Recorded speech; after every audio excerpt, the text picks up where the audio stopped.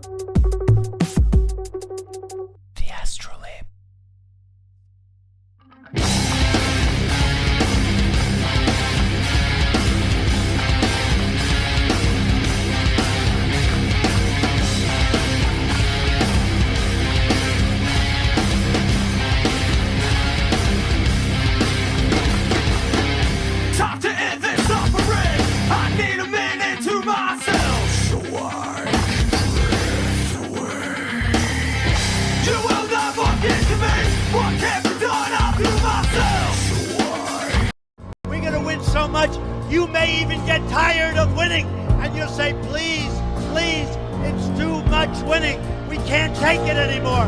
Mr. President, it's too much. And I'll say, no, it isn't. We have to keep winning. We have to win more. We're going to win more. Hottest fucking thing a guy can do is make a little noise. Okay, let out a little...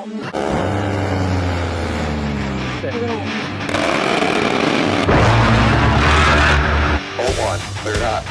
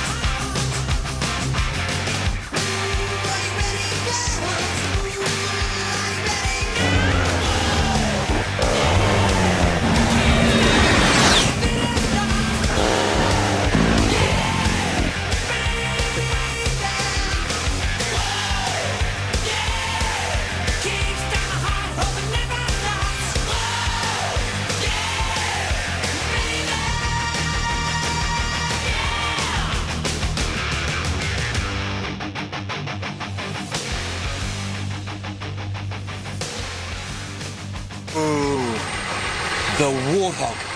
I love him.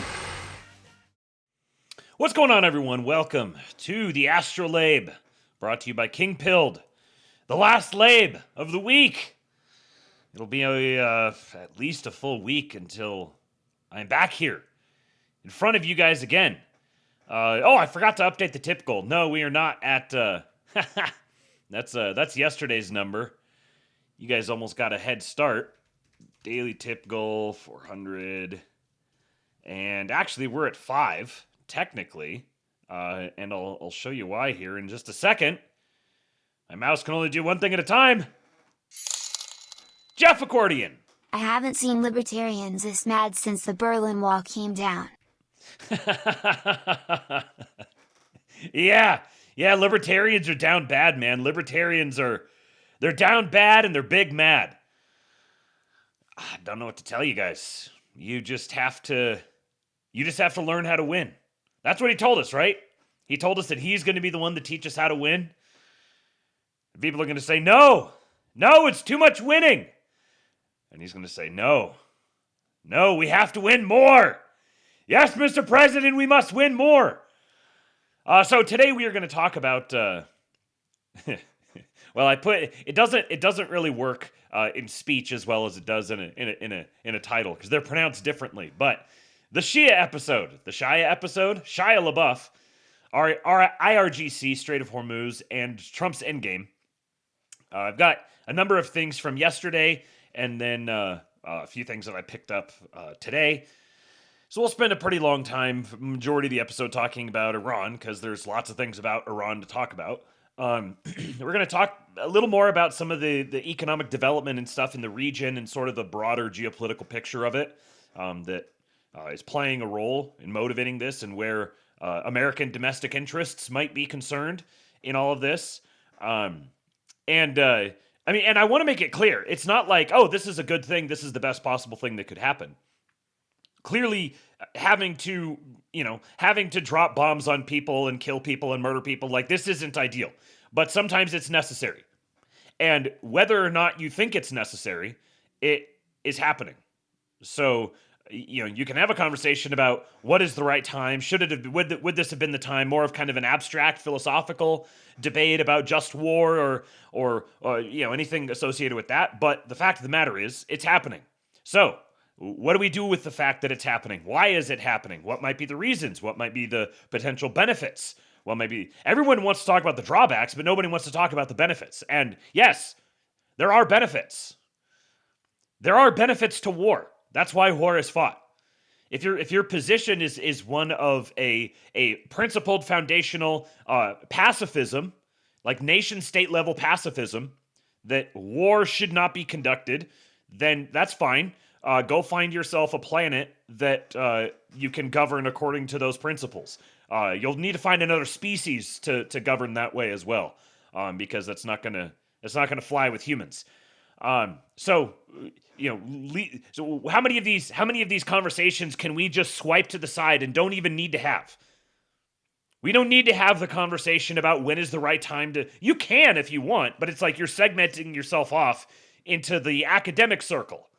Let's abstract ourselves away from the actual real-world events and imagine different hypothetical alternative scenarios and compare them to each other, and decide which of these scenarios we like better than the other one. That's an entirely separate conversational domain. That's the realm of theory, and that's great. There's a time for theory, and it's good to have people who are spending their time dedicated to that. But often the people who are very good at theory are very, very bad at practice.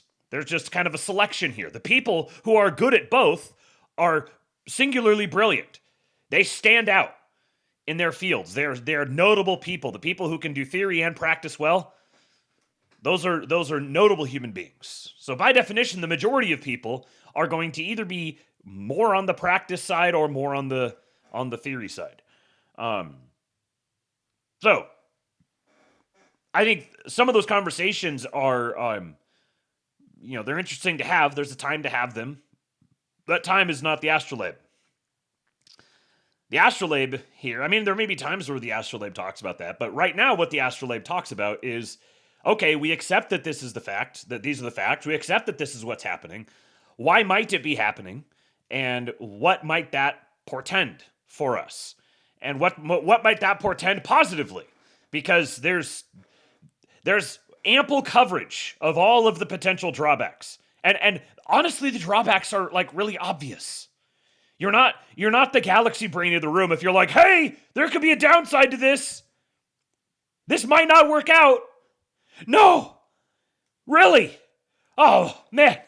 Oh, I'm glad you said something. I was just sitting here foolishly thinking we lived in utopia, where everything is always good.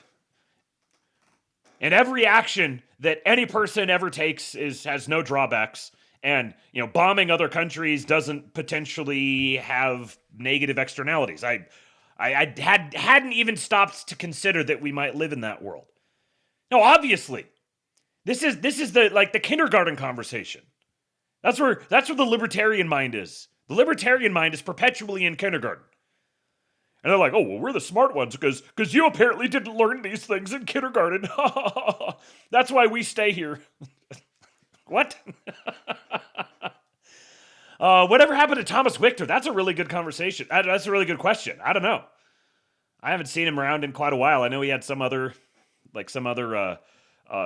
social media platform he was involved in or something like that. He was an interesting character. He was before his time. He would do absolute numbers on X today. He's giving up a pretty substantial level of engagement and income by not being on X. Because if he started writing out some of those posts on X today, oh man, he would get Quad Verum. That's what it was called. Yeah, Quad Verum. This other social media platform with some. Wasn't that guy Saul? Was that his partner? His partner's name was Saul. Wasn't he Iranian or something like that? I remember him being it strikes me that he was a brownoid. So there's an extra level of intrigue. He's Jewish. Oh, interesting. Okay, he's Jewish. Well, yeah, brownoid. Kickstream Optimizer!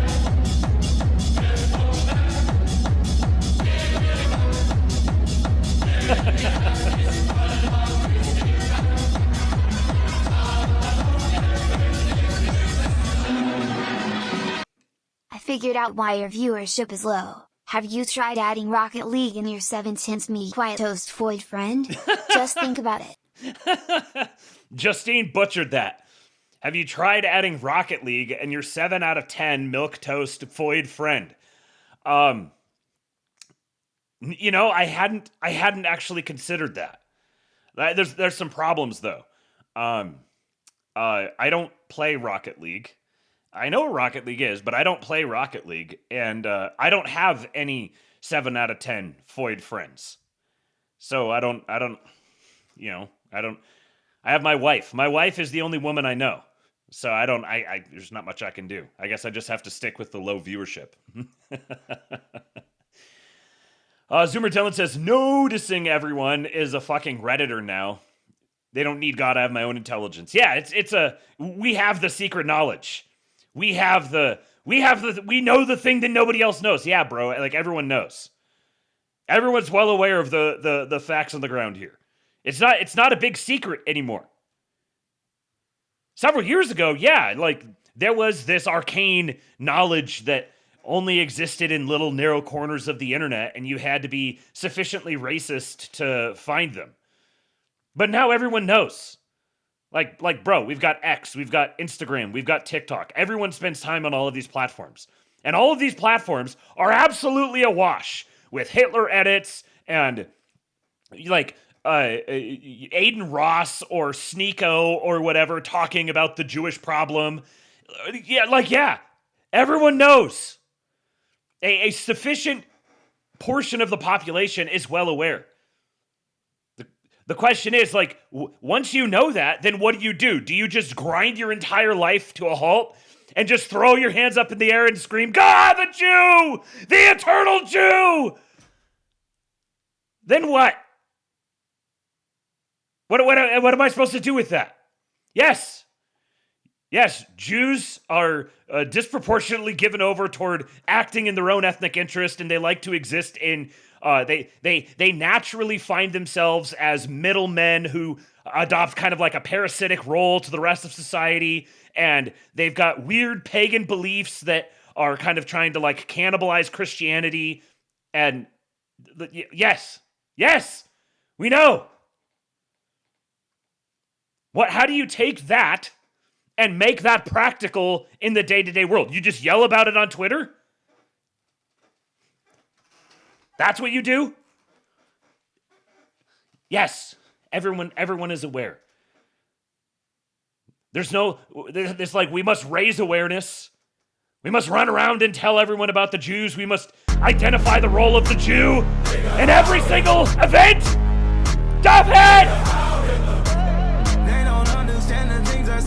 Perfect timing! Heil Hitler, Tatar-fed nigger. Tatar-fed nigger. Oh, Heil Hitler, Duffhead. Heil Hitler. $88 tip. You are a patriot, sir. I appreciate you. Yeah, man. We know. We know about the Jews. We done been heard about the Jews. Now, like, unless you've got some sort of great plan for how we're going to flawlessly eliminate them, I'm okay. Make your case. It has to be flawless. I haven't heard anything like that. I've just heard people saying that they're a problem. But they're going to keep existing. Everyone's like, 109, 109, 109. So you mean the previous 109 times, or I guess it would be the previous 108 times, it didn't work because it's still a problem. So what makes, if 109 didn't work, what makes you think that 110 is going to? Every other country in the world, apparently, all the ones that have thrown them out, apparently they're still dealing with the problem. Because that problem is present in every other country. So the countries that have thrown them out either don't exist anymore, or they're still dealing with the problem. So it's like everyone's waiting for this big moment when everyone goes, I can't believe it. The Jews, let's do a Holocaust. Everyone's just waiting for that moment. That moment's not coming. And frankly, it would be a bad thing if it did. Because mass murdering people is bad. If you're going to murder people, you want to murder the fewest number of people possible. With things like, targeted decapitation, airstrikes. We're going to have to live with them. And you know what? There's lots of them that are great. Thank the Lord for Stephen Miller. I'm so glad that we have Stephen Miller. Imagine how much worse off we would be without Stephen Miller and his single-minded, dedicated, relentless, lifelong effort to eradicate brownies from his country. The man wants an America of 100 million white people. And he has dedicated his life, taken incredible slings and arrows to pursue that cause. And he takes slings and arrows from men who are far worse than he is. They may not be Jewish themselves, but they're far worse men than him. An America of 100 million glorious Norwoods. The only true Heinz says, first we need to take out the Jews, then the crypto Jews, then the half Jews, then the quarters and octo Jews. What's the word for 1/16? Not until every drop of Jew blood is eliminated.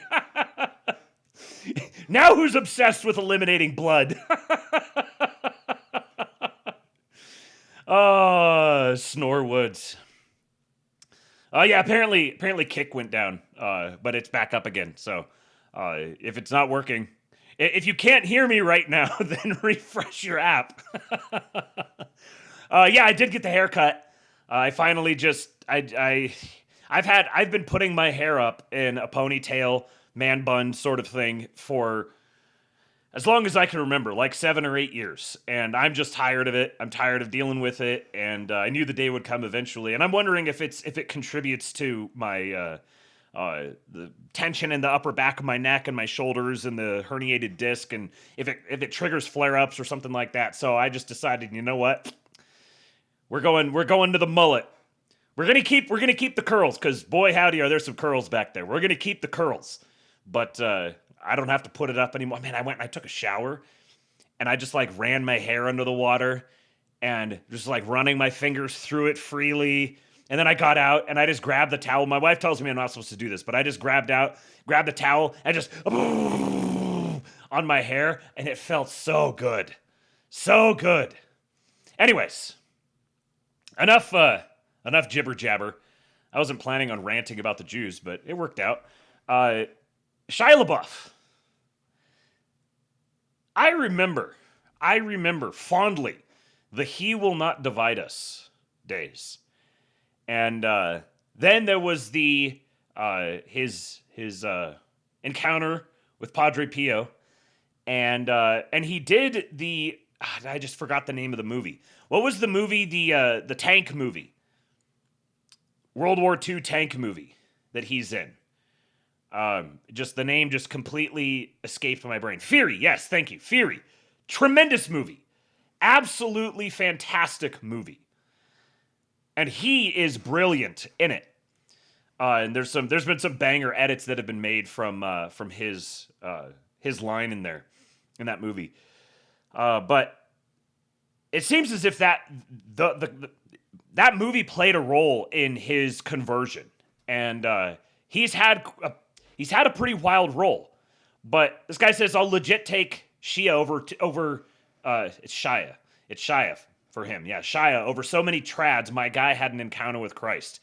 This is after it was reported a couple of weeks ago. He was down in New Orleans, partying, got drunk, called some guys in a in a bar faggots. Some homosexual guys, he called them faggots, got in a fight, got beat up, got arrested, spent some time in the drunk tank, and then like immediately repented for it. And he went and he visited, I think there's a tweet I have that talks about this. He went and he visited a number of different missions, and then he did this interview. What would you say to Jesus if you could meet him? I wouldn't say shit. Really? Nah. But I'll kiss him.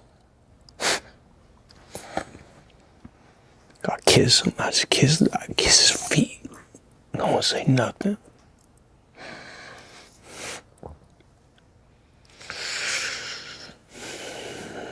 Chill out with these questions, Andrew. My bad. I didn't know it was going to make you emotional. I'm a real Catholic, bro. A real one. I just thought you had thought about it. No, I'm a real one, bro. I want to believe. It's something. What? Michael Knowles made the point about this when he said that, when he said, "I'm a real one, I'm a real Catholic." That's not a statement of pride. That's a statement of humility. That's like I'm real about this. I have been humbled before the cross. Hey, bro, you gotta hit your head into the wall hard enough where you just go, fuck it. It's the only way, dog. That's how you find God? Yep, for me. For the hard-headed ones, yeah, you gotta go hard. What do you think was the real-life equivalent of you smashing your head on the wall? I put a gun in my mouth. I was ready to kill myself, blow my brains out, writing letters. Yeah, dark days. For real, gone. I'm ready to go. Why didn't you do it? Why didn't I do it? Because I'm pussy and also my mom. So, God bless. Yeah, imagine the things this dude has seen coming up in the industry as he did, being around some of the people he was around. This man has been through hell. Why didn't you do it? Why didn't I do it? Because I'm pussy and also my mom. So God bless her. She kept me alive that night. And also some dude, I've said it already, but there was a dude who hit me up, this guy from the program. I used to save all the numbers in my phone, you know, Joey AA, Bobby AA, Tommy AA. And there was a cat who hit me up that night. I was ready to go. And he hit me up. He said, "Hey, what are you doing?" or something like that. And then I was like, trying to explain myself, like, bro, fuck this, I'm out of here. Fuck life, I can't take it no more. I just lost my girlfriend. She's walking out the door. My wife didn't know. The ex is fucking suing. It's all just shit. I can't wrap my head around it all. I'm out of here, bro. And he's like, "Oh yeah, cool, tell me about it in the morning." And I thought, you motherfucking insensitive piece of shit. And he bought me the night. I was so angry, I needed to talk to him in the morning. Sometimes that'll save you. Sometimes just being fucking like, sometimes madness, rage will save you from really scary stuff. I don't know. I'm not in charge. You know, God's running the shit. I just try my best, and I'm not refined, and I'm one of them dirty Christians. Yeah, if it wasn't clear from the rest of the context, it's a statement of deep humility. Just saying, I'm straight up, I'm a pussy. And I thought that was interesting that his you know, you hear him tell this story. He calls his friend, he's basically telling his friend, like, "I'm ready to kill myself, and my whole life has fallen to pieces." And his friend's like, "Oh, cool, man, tell me in the morning." And you hear that story and you think, this is like the worst thing that you could do. No, you need to like call therapists and call the police, get the police, he's gonna kill himself. And he's like, "You motherfucker, how dare you tell me? How dare you tell me to wait until tomorrow?" And just the rage of it, just the sheer rage. Like he needed to stay up. He needed to keep himself alive for another day just so he could bitch out his friend. But that rage became it like awoke the passion in him. there's so many interesting things about this, that his story here, but AA, say what you will about AA, but it has a very good track record of getting people to reorient their lives. The other thing, rage, anger. People think that like rage and anger are, rage and anger are not synonymous, but that passion has a role. It has a place. There is a time for it. It's not, you just have, there's a negative association with it. People don't want to touch it. They don't want to go there. So it winds up getting suppressed. But there's a place for cultivating that sense of anger at something. And it can be a path that the Lord reaches you through. I'm not going to show you guys the text on this one because I don't want to spoil it. Here comes the money. Oh! Here we go. Money talk. Here comes the money. Money, money, dollar, dollar. Dollar, dollar. Ching, ching, bling, bling. Cut the chatter. You ain't talking money, then you're talking no matter. I don't mean to bring the debate down, but I ask for everyone to pray for one of our guys and a great friend who is experiencing the worst thing a parent can endure. R.I.P. Sean. Pray for Justin and his family. Love you all. Magoo, you're a patriot. Thank you for reminding me. I'd made a note for myself that I was going to mention that at the top of the show, and it's like once I hit go live, I travel through a portal and I exist in a different world. Yes, Justin Campbell. If you guys, some of you who have been in the like sort of libertarian podcasting world, you may be familiar with Justin Campbell. I'm trying to remember the name of the show, the name of the morning news show that he's done for a while. I don't know if he's still been doing it, but his 17-year-old son, the morning after. Yes, thank you, Magoo. The morning after, his 17-year-old son was in a car accident and killed this morning. So say a prayer for Justin and his family. Say a prayer for Sean and for his eternal soul. So memory eternal. Thank you, Magoo. Thank you for bringing that up. Now for my, it's interesting timing with the whole Shia LaBeouf thing as well. So for my Protestant brethren, I must apologize to you guys for this next one. But my Orthodox and Catholic bros, you guys are going to like this one. Well, I know what the Bible says About homosexuality. what does it say? Nah. That's what it says. Yeah. But wasn't that written really long? Not that part. That part's good. That wasn't the part I was referring to. The latter part here. But that right there, that's a really good part. Let me play that one more time. Well, I know what the Bible says About homosexuality. what does it say? Nah. That's what it says. Yeah. But wasn't that written a really long time ago? Bro, you can do whatever you want with the text. It's not my business. You know what I mean? I'm a traditional Catholic. That's okay.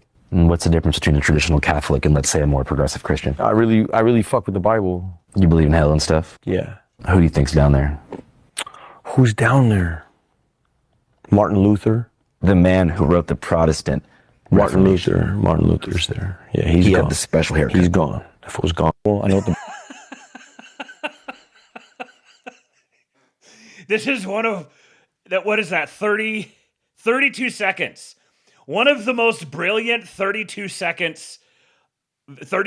video I have ever seen in my life. Just packed full of stuff. I know what the Bible says about what? Homosexuality. What does it say? Nah. Nah? Yeah. Oh, man. Say a prayer. Say a prayer for Shia LaBeouf as well. Yeah, the special haircut. Yeah. This guy here, so there was this other tweet about Shia from Trad West, said, hit rock bottom in Hollywood, converted to Catholicism through the intercession of St. Padre Pio. Mardi Gras 2026 gets into trouble again, repents immediately, goes on a mini pilgrimage in St. Orleans to visit churches, gives an interview to Andrew Callahan of Channel 5 where he defends the Catholic faith, cries saying he would kiss the feet of Christ if he ever saw him, refuses to elaborate further. The redemption arc is real. I mean, The dude's looking rough. He's going through it. He is living it. This guy here says, in Eastern Orthodox spirituality, there's a concept of what they call the drunken saint. I don't know this term exactly, but kind of what he's describing here, there is a term for it, and I'll mention it after I read this. This is someone who is in a true and profound search for God, but for some reason, mostly because of trauma or other psychological challenges, is unable to manage their addiction.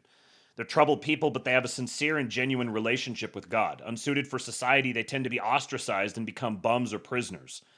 But sometimes, imagine a village in ancient Russia, these people would wander around and talk beautiful things about God. I'm not implying that Shia is this, just sharing this odd Christian category of spiritual relationship. Isn't that just called a Russian? So the term that I think he's referring to, at least the term that I know is either a holy fool or a fool for Christ. And it's funny because growing up, I was familiar with the term fool for Christ, but my understanding of it was in more of a kind of a metaphorical sense, sort of kind of like saying I'm a Jesus freak. It was a similar thing, like, man, that guy's just a fool for Christ. But it was an actual legal category in Russia, at least. I don't know about other countries as well, but in Russia, it was an actual legal status. People would be recognized as fools for Christ because they would. It's kind of like you can kind of define it, but you can't define it too narrowly because that's kind of it's this liminal category that if you try to define it too hard, you start deforming it. But it was a guy who either or a woman who either was struggled so much with pride that they completely debased themselves so that other people would not respect them, and they wouldn't struggle with that pride. So they didn't want to tempt other people with their own pride, so they completely debased themselves. That, or they would act like they're insane. They would even be criminals. They would walk around naked. They would steal things. Those would be some of the more insane things, but it would more just be that they don't follow the rules of society at all, and they're completely kind of weird loners, sometimes drunks. And it was recognized that these people were actually extremely holy people. So they had a civil category that was carved out for them. Now, you could be like, oh, it's kind of like the joke where I was just pretending to be a retard.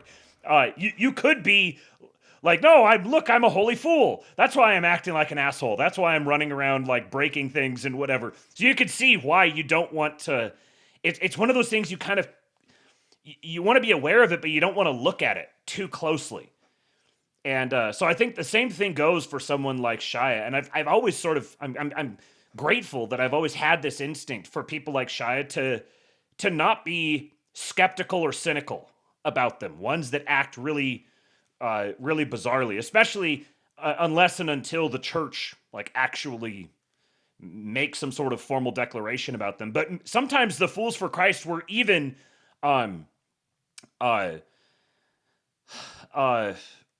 excommunicated from the church. They might be excommunicated for a period of time. So they would even be completely at odds with the church. This is one of those things where, this is God's business. It's up to him to know. My job is to live at peace with all men to the best of my ability, and to act in good faith and assume that other people are acting in good faith unless and until it threatens my people, my family, myself, my neighbors, my community, etc. So yeah, I don't know if Shia LaBeouf is a fool for Christ, but that is a type that's out there, and it's useful to use this opportunity to mention it. Saint Gabriel, from Georgia, the country Georgia. Saint Gabriel is a very, very interesting fool for Christ. Okay, couple little odds and ends here before we get into the Iran stuff. I had this clip from a couple of days ago, and I had to sideline it because of the Iran stuff that was going on. But my president's got jokes. I have a policeman. I tell the story. Same guy. I meet him, but this wonderful, tough policeman from New York. He's taking good care of us, and he said, "Sir." Tough policeman. Like, there's nobody else in the public eye that would tell a story like this and talk about a policeman and describe him as a tough policeman. It's not like a fancy word or anything. It's just not one that gets used generally. But Trump talks this way. This is, I think, when people say he has like a simple vocabulary, it's because of this sort of thing. But he's not simple. He's like observing the essence of the guy. How do I convey to you the essence of this guy? Well, what is he? He's tough. That's his defining characteristic. His defining characteristic is he's a tough guy. You visualizing a tough guy? Imagine a tough guy. Yeah, that's the guy that I'm talking about. It's so good my married life has gotten so much better. Why? My wife thought I was a loser financially. I couldn't make any money because my 401k was dying for years. And now she thinks I'm the smartest financial genius ever. It's made my sex life good. It's made my life good. It's given me a tremendous boost in life, sir. This is a big, tough cop. He said, my wife treated me like a dog, and now she admires my financial genius, and I haven't done anything. My 401k has gone through the roof. So I said, thank you very much. How do you not love the man? Just observational comedy. Speaking directly to the soul of the common man. Big, tough cop. He's like, I haven't even earned it. Mr. President, thank you, sir. You gave me something I didn't even earn. You gave me the most important thing. My wife loves me again. Look at my pro-natalist president. Also, he got himself some props. I don't connect the pro-natalist thing and this next one too closely in your mind. Do like a little palate cleanser. Just, I don't know, think about hippopotamuses or something like that. Just sort of clean out the brain. Because he got himself some props from an unlikely character. Michigan is open for business. New factories making batteries, cars, chips are opening in Marshall, Lake Orion, Holland, Bay City, Calumet, Hemlock, Ann Arbor, and Delta Township. A new fighter mission is coming to Selfridge Air National Guard Base in Macomb County.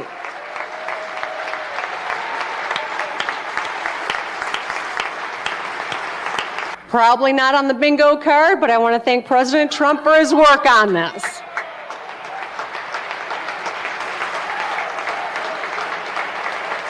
Look at that. Michigan is... Gretchen Whitmer. Whitmer got the MAGA cock good and hard. Oh, yeah, she did. Remember that time last year where the White House asked her to come there to talk about something, and they happened to time it up just perfectly for when they were doing a big press conference in the Oval Office, and all the media's like, hey, why are you here? Why are you here supporting the president's big initiative? And she was literally covering her face. Oh, just absolutely buck-broken. Going out of her way to thank the president. Remember, I told you guys the night of the election, I said, the only hope that the Democrat Party has of surviving is tacking toward Trump, beginning to draft in his wake and pivoting their messaging toward Trump is actually insufficiently MAGA.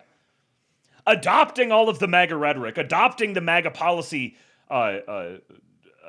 planks, but saying Trump's actually not doing it good enough. Hopefully you guys have been watching the Astrolabe and sharing it with a friend so you too can be a year and a half ahead of the curve. Now, this is not necessarily about Iran, but it's also about Iran. John Conrad, a U.S. merchant marine, he is the CEO of G Captain. Ship captain, very tapped into the maritime world. And a patriot. He shares this from Bloomberg. It says, Venezuela sharply increased its oil exports in February, sending roughly twice as many barrels abroad compared with the previous month, when the Trump administration first exerted control of the country's crude sales. Now, if you go scroll through the comments, they're all saying, oh, well, they were basically not doing anything before, so it's really easy to double. Sure.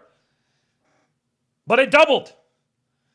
Which means, when you watch an event, when you watch something like for example, the Iran situation, when you watch it and you say, okay, here's what the administration is saying, here's the designated different mouthpieces of the administration, weight them appropriately based on who it is or where they are or what they say or how they say it or what they're answering, what question they're answering, et cetera, and then put a pin in that. Say, okay, this is what they're saying about what they're doing, what they're anticipating, what they're planning on. And then watch what they do. And then just periodically reference back and be like, did they actually follow through? Did the thing that they claimed actually come to pass? And what did they say when they first yoinked Maduro? They said they've been intentionally running way under capacity. Venezuela has been intentionally running way under capacity, and we are going to ramp that up very, very quickly. So, does doubling in a month count as ramping it up very, very quickly? I would say it does. So put another check in the credible column. John Conrad said, incredible. I spent over a decade in the oil industry and worked aboard supertankers. I was optimistic after Maduro's capture, but not this optimistic. Incredible success so far. Lord Breezy says, dude, China is so cucked. So here's the connection with Iran. And strangely, I don't ever hear from the people who continue to volunteer as mouthpieces of the retard right, the ones who are most spazzed out about this is just the latest thing, which is kind of what makes it hard to take any of this stuff as good faith, because it's not like they were totally on board and everything was hunky-dory, and then all of a sudden they just spazzed out over the Iran thing, and you might be like, okay, well, maybe they have a point. No, it's just been literally every major initiative that he announces or undertakes is wrong or bad for this reason or that reason, and any good thing that has ever done is completely ignored or downplayed. So it makes it really hard to assume any of this other stuff is in good faith. Now, someone like Matt Walsh, I think Matt Walsh has been pretty fair and balanced. So when he starts crooning out over Iran, I'm inclined to give him more of the benefit of the doubt. I'm still going to be like, bro, come on. Seriously. How are you not recognizing that all of your trigger buttons are being mashed on intentionally to get you to react like this? How do you not recognize a reflex in yourself and tone it in? But none of these guys who are all talking about Iraq and George Bush and boots on the ground and all that sort of thing, I never see any of these guys talk about any of these other connections, which are obviously connections, like the impact on Russia-Ukraine, or the relationship to China, or the relationship with Venezuela. None of these things ever get mentioned or given even an ounce of even like token acknowledgement. So we're just going to talk about what's happening between Iran and Israel in a complete vacuum, acting as if this is just some hermetically sealed region with one story being told. No connections to anything else. If you can't even acknowledge that these other variables are all very significant, then we can't even have a conversation on this. Now you're just sort of a normie who the TV said something and got him in his emotions, and so he's yelling at the TV. When they went in and they yoinked Maduro, they took control over the oil being sold out of Venezuela, which is an important source of oil for China, and also a flashpoint being held in stasis in this perpetual, festering boil state, right on the flank of the United States, so that it could be spun up at a given a given notice. Any given notice would just spin it right up. And here the United States has to deal with something directly in its hemisphere that has obvious national security implications to them. That is no longer the case. Now, whether you want to say that that's being maintained there by the Jews or by London or by fuck France or Germany or Brazil or China, like whoever, it doesn't matter. That is no longer a flashpoint like that. And it also means that oil flowing to China, a substantial amount of the oil flowing to China, just fell under the valve control of the United States. When that happened. Well, where else does China get a substantial amount? I looked this up earlier, and now I can't remember, but I think it was something, was it 20% or 50%? Either way, it was some substantial amount of the crude oil that China gets comes through the Strait of Hormuz. It was either 20% or 50%. 20% was more than I expected. It might have even been 50%. I don't remember. An extraordinary amount of the oil that China gets comes through the Strait of Hormuz. So if the United States is going to be controlling the flow of oil in and out of Iran, and the United States has already taken control of oil flowing in and out of Venezuela, where does this leave China? And you could say, oh, I don't care about China.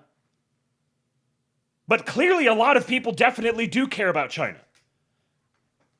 For obvious reasons. If you have a sense of geopolitics, you don't even have to have an ideological axe to grind with them.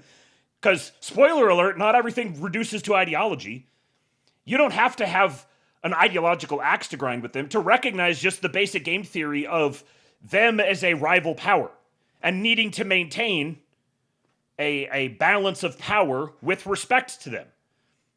They're a substantial rising power that maintained significant involvement in these two hubs that were also being maintained themselves as flashpoints that would draw the United States in at some given point.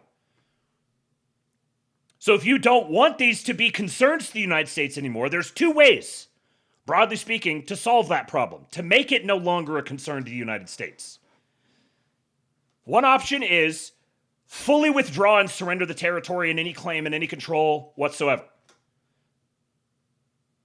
The other one is go in and take absolute control. Those are the two solutions. You could get into the nuance with any of them, but those are the two solutions. And obviously solution number one is not an option. If you even think that that's an option, again, you're a normie yelling at the TV. You're not cut out for thinking of matters on this scale. So yes, obviously Israel plays a substantial role in all of this, but they're not the root cause. Israel could not exist, and the matters of Iran and Venezuela would still be substantial matters of national and economic and trade security for the United States. The Israel thing adds another layer of complexity or color to it.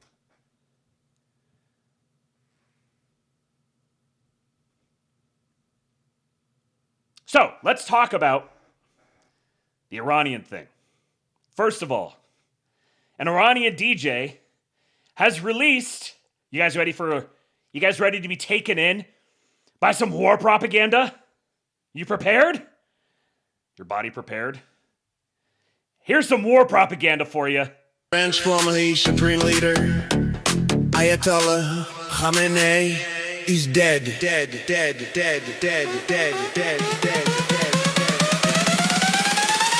Ayatollah Khamenei is dead.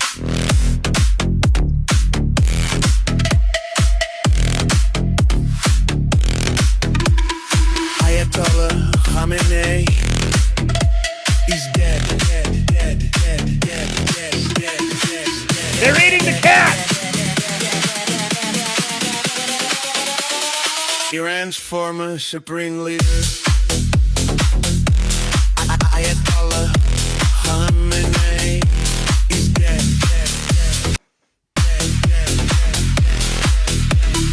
Iran's former supreme leader. Iran's formerly supreme leader. He died like a dog.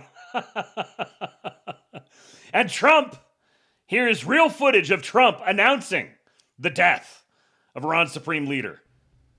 This is your favorite president, and it is my complete and total honor to announce that the supreme leader of Iran is dead. Say it with me. I know you all want me to say it, so let's say it together. He died like a dog. He died like a dog, crying and screaming and whimpering all the way to the end. He's the not-so-supreme leader. He's the supreme loser. He's a supreme loser, and today we got the job done. The supreme leader is no more, and the American people are happy about it. The Iranian people are happy about it. And the goats are very happy about it. Think about it. The goats were being violated for a long time by the supreme loser, and his reign of terror is going to come to an end.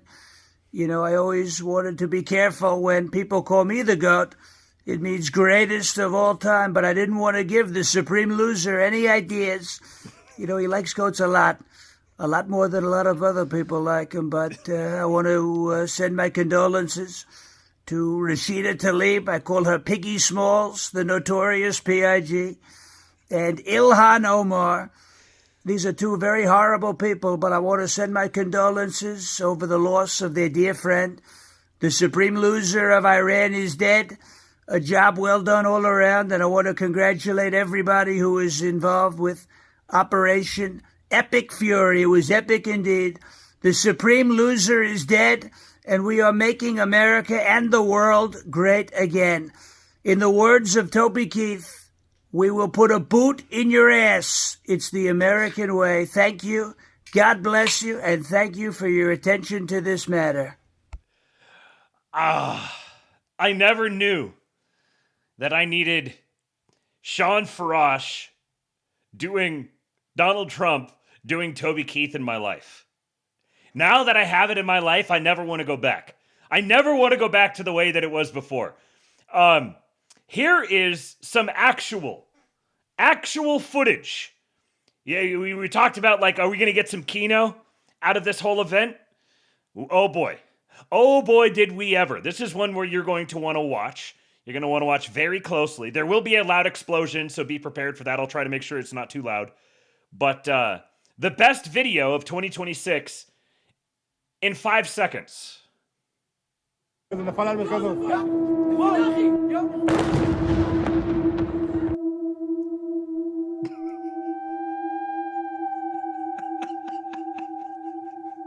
What is that? What is that?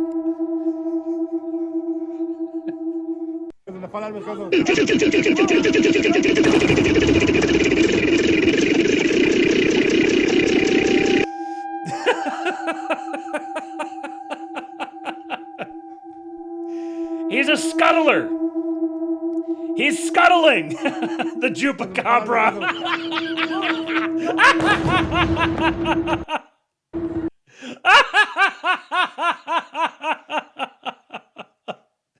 We found the dancing Israeli. Oh, here it is in GIF form. Look at him.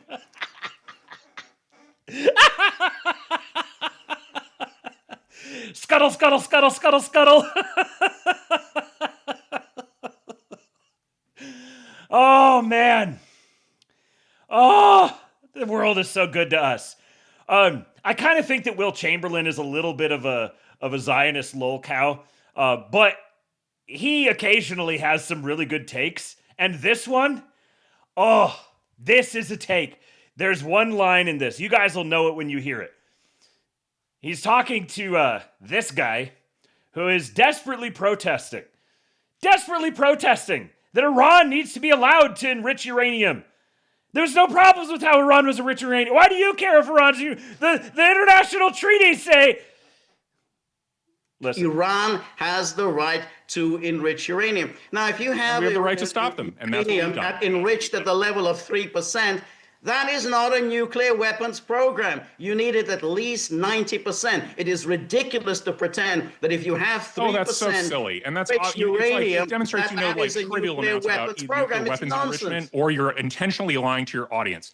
Once you get to 3%, you are 70% of the way to 90%. You are entitled to enrich uranium according to the Non-Proliferation Treaty that Israel is not... The treaty! The treaty! I have a treaty! The treaty says... According to the United States, they aren't.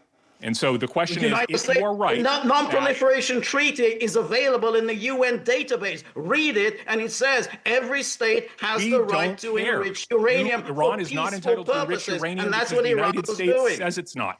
And So, if you all right. That's what the United States says. That's a non-proliferation treaty that every country in the world, with the exception of Israel, is a party to. Call the international law police and send them to the White House. Okay, well then, Now that's a pretty good line. You might think, oh wow, okay, there was the line. But wait. Okay, Will, let me ask you this question, Will. Then why does the US get to be the international law police then? You're saying that yes, they may be able to within the non-proliferation treaty, but the US says they can't. So what makes US the mediator? The B-2 bomber.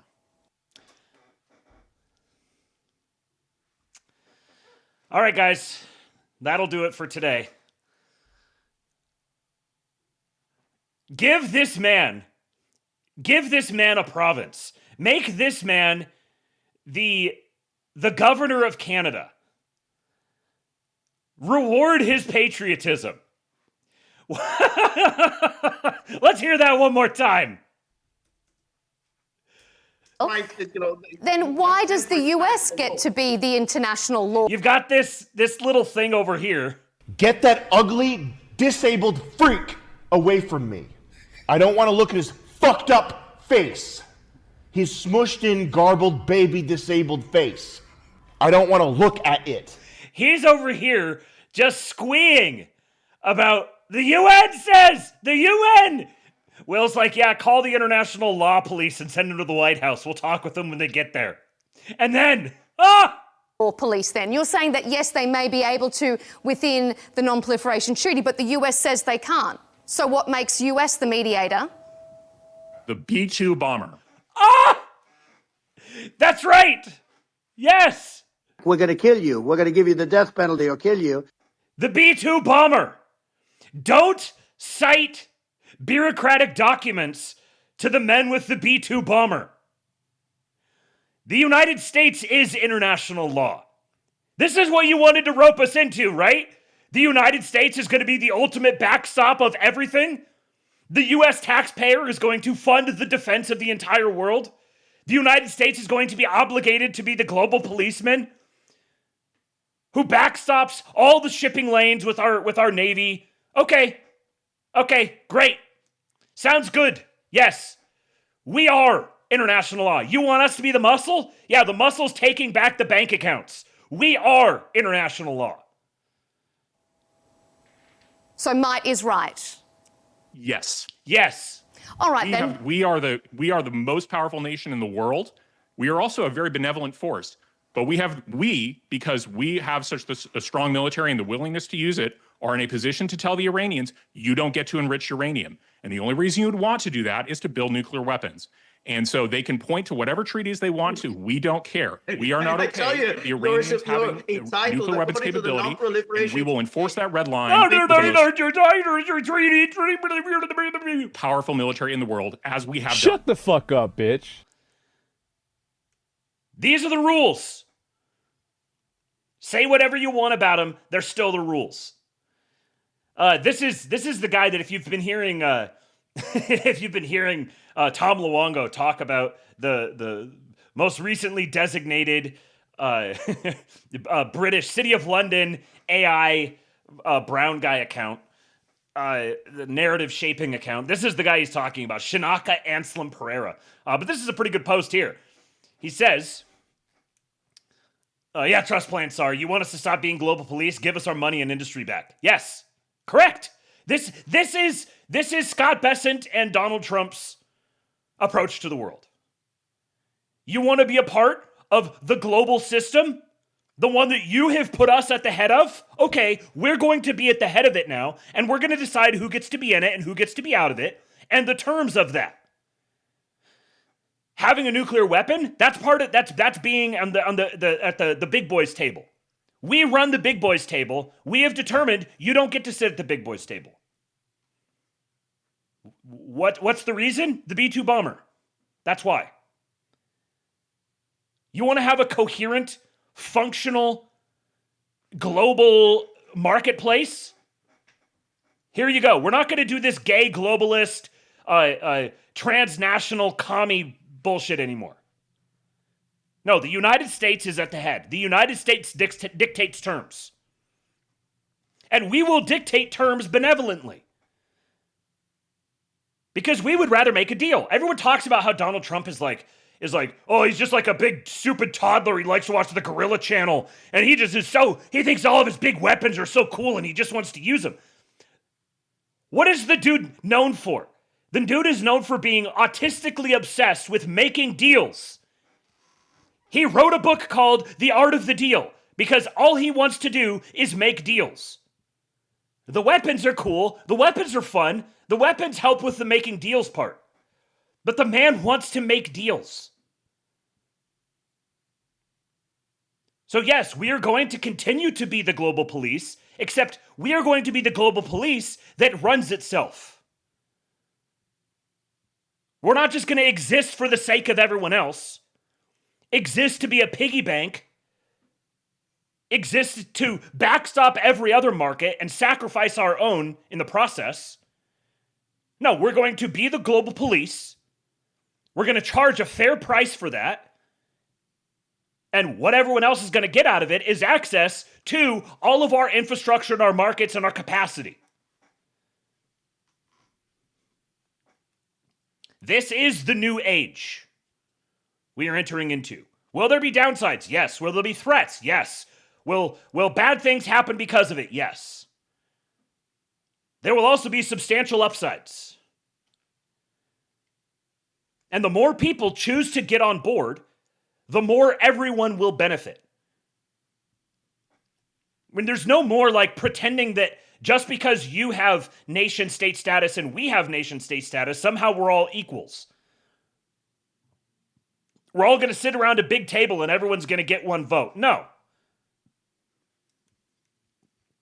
If you're fucking, I don't know, if you're Mali, you're not going to get an equal vote. If you're Egypt, you're not going to get an equal vote.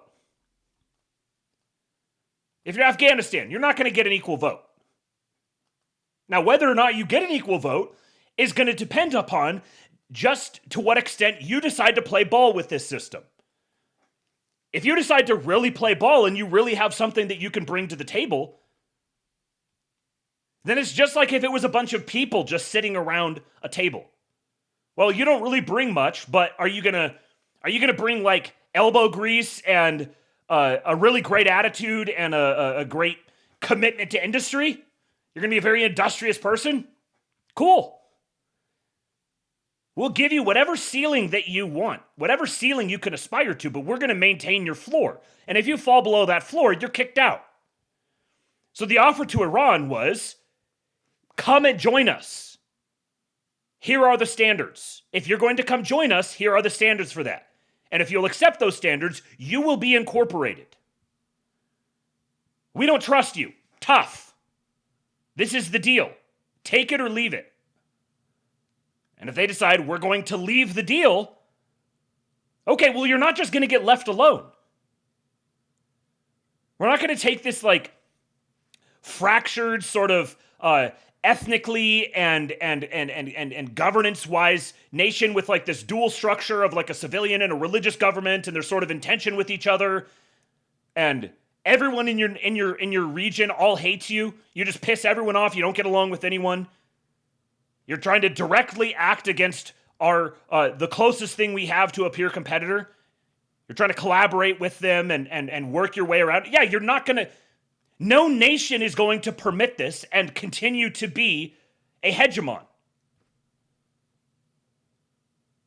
And if you're worried about inflation, if you're worried about not having a job or it being hard to find a job, just wait. If the United States was not the global hegemon, that'd be a whole lot worse. Because while on one hand we can say, yes, the United States has had all of this done to us, we have been extracted from, we have been hollowed out, we have been bearing fraud schemes that are triple the size of other nations' entire economies, just casually carrying them along with us. At the same time, we've also benefited. We do get to experience a level of wealth and convenience and safety and peace that many other regions of the world dream of. That's why they all want to come here. So if you're upset with the economy being dysfunctional or distorted against you, then you've got a vested interest in this conflict with Iran with respect to China being resolved in the favor of the United States. On July 16, 2025, Secretary of War Pete Hegseth held up a drone at a Pentagon event. It had a delta wing, a pusher propeller, and a silhouette that anyone who had watched the war in Ukraine would recognize immediately. It was a copy of the Iranian Shahed 136, the kamikaze drone that Russia had fired by the thousands into Ukrainian cities. The weapon Iran distributed to Houthi proxies in Yemen, the airframe that humiliated Western air defense systems through sheer volume and cheapness. Except this one was American, built by an Arizona startup called SpectreWorks from a captured Iranian airframe. 7 months later, on February 28, 2026, CENTCOM confirmed that the low-cost, unmanned combat attack system, or the Lucas, flew in combat for the first time during Operation Epic Fury against Iran, the country that designed the original. CENTCOM's statement was direct. Quote, Task Force Scorpion Strike for the first time in history is using one-way attack drones in combat during Operation Epic Fury. These low-cost drones, modeled after Iran's Shahed drones, are now delivering American-made retribution. End quote. Task Force Scorpion Strike was established in December of 2025 with an explicit mandate. A U.S. official told the War Zone the unit was created, quote, to flip the script on Iran. On December 16, a Lucas drone was test launched from the littoral combat ship USS Santa Barbara in the Persian Gulf. 10 weeks later, the script was flipped. Here's the economics. A Tomahawk cruise missile costs approximately $2 million. Lucas costs $35,000. For the price of a single Tomahawk, you can launch 57 Lucas drones. A Shahed 136 in Russian production costs approximately $80,000 per unit at the Alabuga facility. Alabuga. There's really a place called Alabuga. The American reverse-engineered version costs less than half the Russian licensed copy of the Iranian original. SpectreWorks received a $30 million initial production contract. That buys 857 kamikaze drones for what the Navy spends maintaining a handful of Tomahawks. But cost is not the real story. The original Shahed 136 navigates by pre-programmed GPS and inertial guidance. It flies to a fixed coordinate and detonates. It cannot be retargeted in flight. It cannot communicate with other drones. It cannot adapt. Lucas integrates with the Music Mesh Network, a multi-domain unmanned systems communications architecture that allows each drone to function simultaneously as a strike weapon and a communications relay node.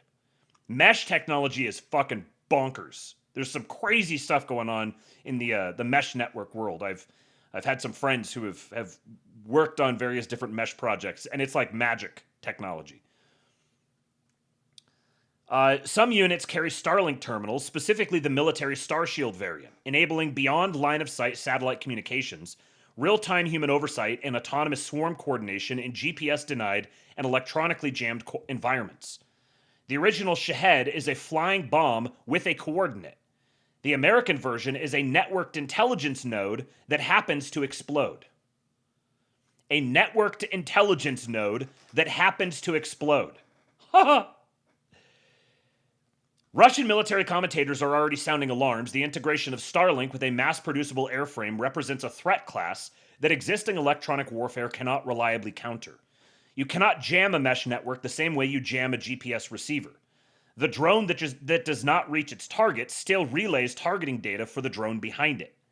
Every unit the enemy shoots down costs the defender more in Inceptor ammunition than the attacker spent building it. That is the Shahed math, the logic Iran invented and Russia perfected in Ukraine. The United States just applied it to the country that wrote the equation. 7 months from Pentagon debut to combat deployment. For context, a traditional major defense acquisition program takes 7 years to reach milestone B. Iran spent a decade refining the Shahed 136. The United States reverse engineered it, improved it, networked it, and sent it home in under a year. There is a picture of one of them. And then what was this? Okay, yeah. So the last refuge here, the conservative treehouse, says the biggest surprise so far within Operation Epic Fury. Now, it's funny. This seems kind of like old news a little bit at this point because I first read this yesterday morning when it was published yesterday morning, and it's now tonight. And it seems like lots has happened, but, still, it's not completely out of date. The biggest surprise so far within Operation Epic Fury, at least from my limited perspective, the biggest surprise coming from Operation Epic Fury so far is the counterstrike reaction from Iran toward the rest of the region. I've reached out to several people about this, and everyone has a different response. Within a few hours of the operation against Iran beginning, the Iranian regime began firing counterstrikes against the entire Arab region. Instead of their traditional approach toward firing back at limited U.S. military bases in and around Iraq and or Israel, Iran began firing missiles and drones into the UAE, Kuwait, Oman, Jordan, Saudi Arabia, Qatar, and Bahrain. There's a map here. The blue is strikes in Iran. The red is retaliatory strikes. And then the black is U.S. military bases. That's from the first 24 hours of attack sites. This seemingly wanton striking out against the entire Middle East region was not something we expected to see. Additionally, the Iranian targets were not just limited to U.S. military bases. The missiles and drones were launching toward all kinds of random infrastructure throughout the Arab world. Most of these missiles and drones have been intercepted. However, no one has yet established a reasonable thesis as to why Iran chose this approach. In a recent interview with Jake Tapper, President Trump also said the White House and Pentagon were surprised at the civilian targets selected by Iran for retaliatory strikes. The White House, State Department, and U.S. military did not expect to see Iran retaliate against regional allied partners, and the reaction has been for the Arab countries to be even more supportive of the attacks against Iran. All of the Arab countries that seemingly would have sat on the sidelines and given tacit support are now openly providing support and even expressing a willingness to get involved with their own military to assist. This is a first. That said, the action by Iran doesn't change the approach the U.S.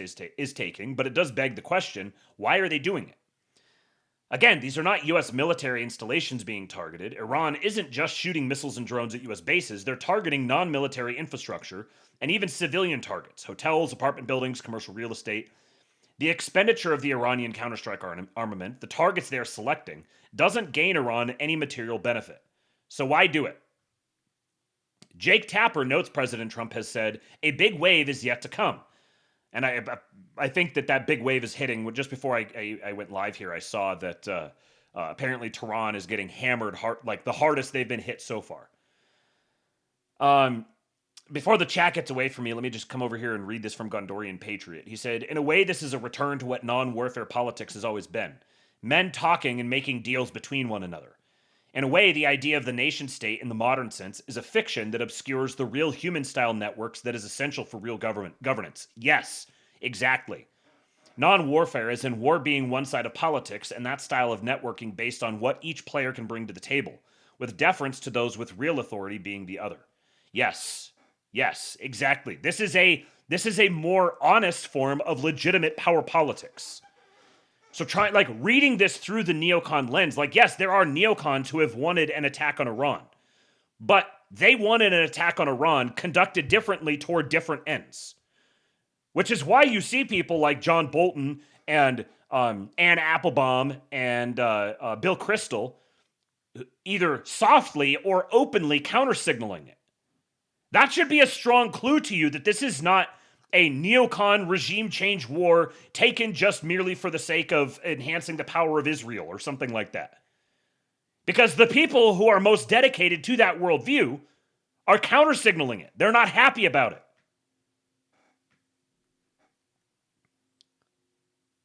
So this is a new world. Just because it bears some resemblance, just because there's some continuity with the old world, doesn't make it not a new world. It's like people have this conception of reality that going from one age into another age is like the movie ends, you watch the credits, you pull the tape out and you grab another one off the shelf and plug that tape in and then let it play. And now it's like new characters and new rules and a new narrative. No, of course there's going to be continuity with the old world. Lord Breezy says neocons wanted a multicultural gay Iran. They didn't want a non-nuclear Persian state that is likely to be still anti-Israel in principle. Yes. Yes, and I would say that the Trump administration, if there is a danger in this for the Trump administration, it's that they may be too ambivalent about the actual outcome of Iran, where they're like, we don't really care whether Iran is going to be gay and multicultural or if it's going to be a religious theocracy. Like, we don't care what actual governing structure you have. That's why we're not going to put boots on the ground and do nation building. We're going to say, you send people to negotiate with us, and we're going to negotiate with them. And if it seems like you're fucking around with us, then we're going to kill the people who sent you to negotiate. And then we're going to say, send us new people. And if you send us new people and they fuck around with us as well, someone else is getting killed.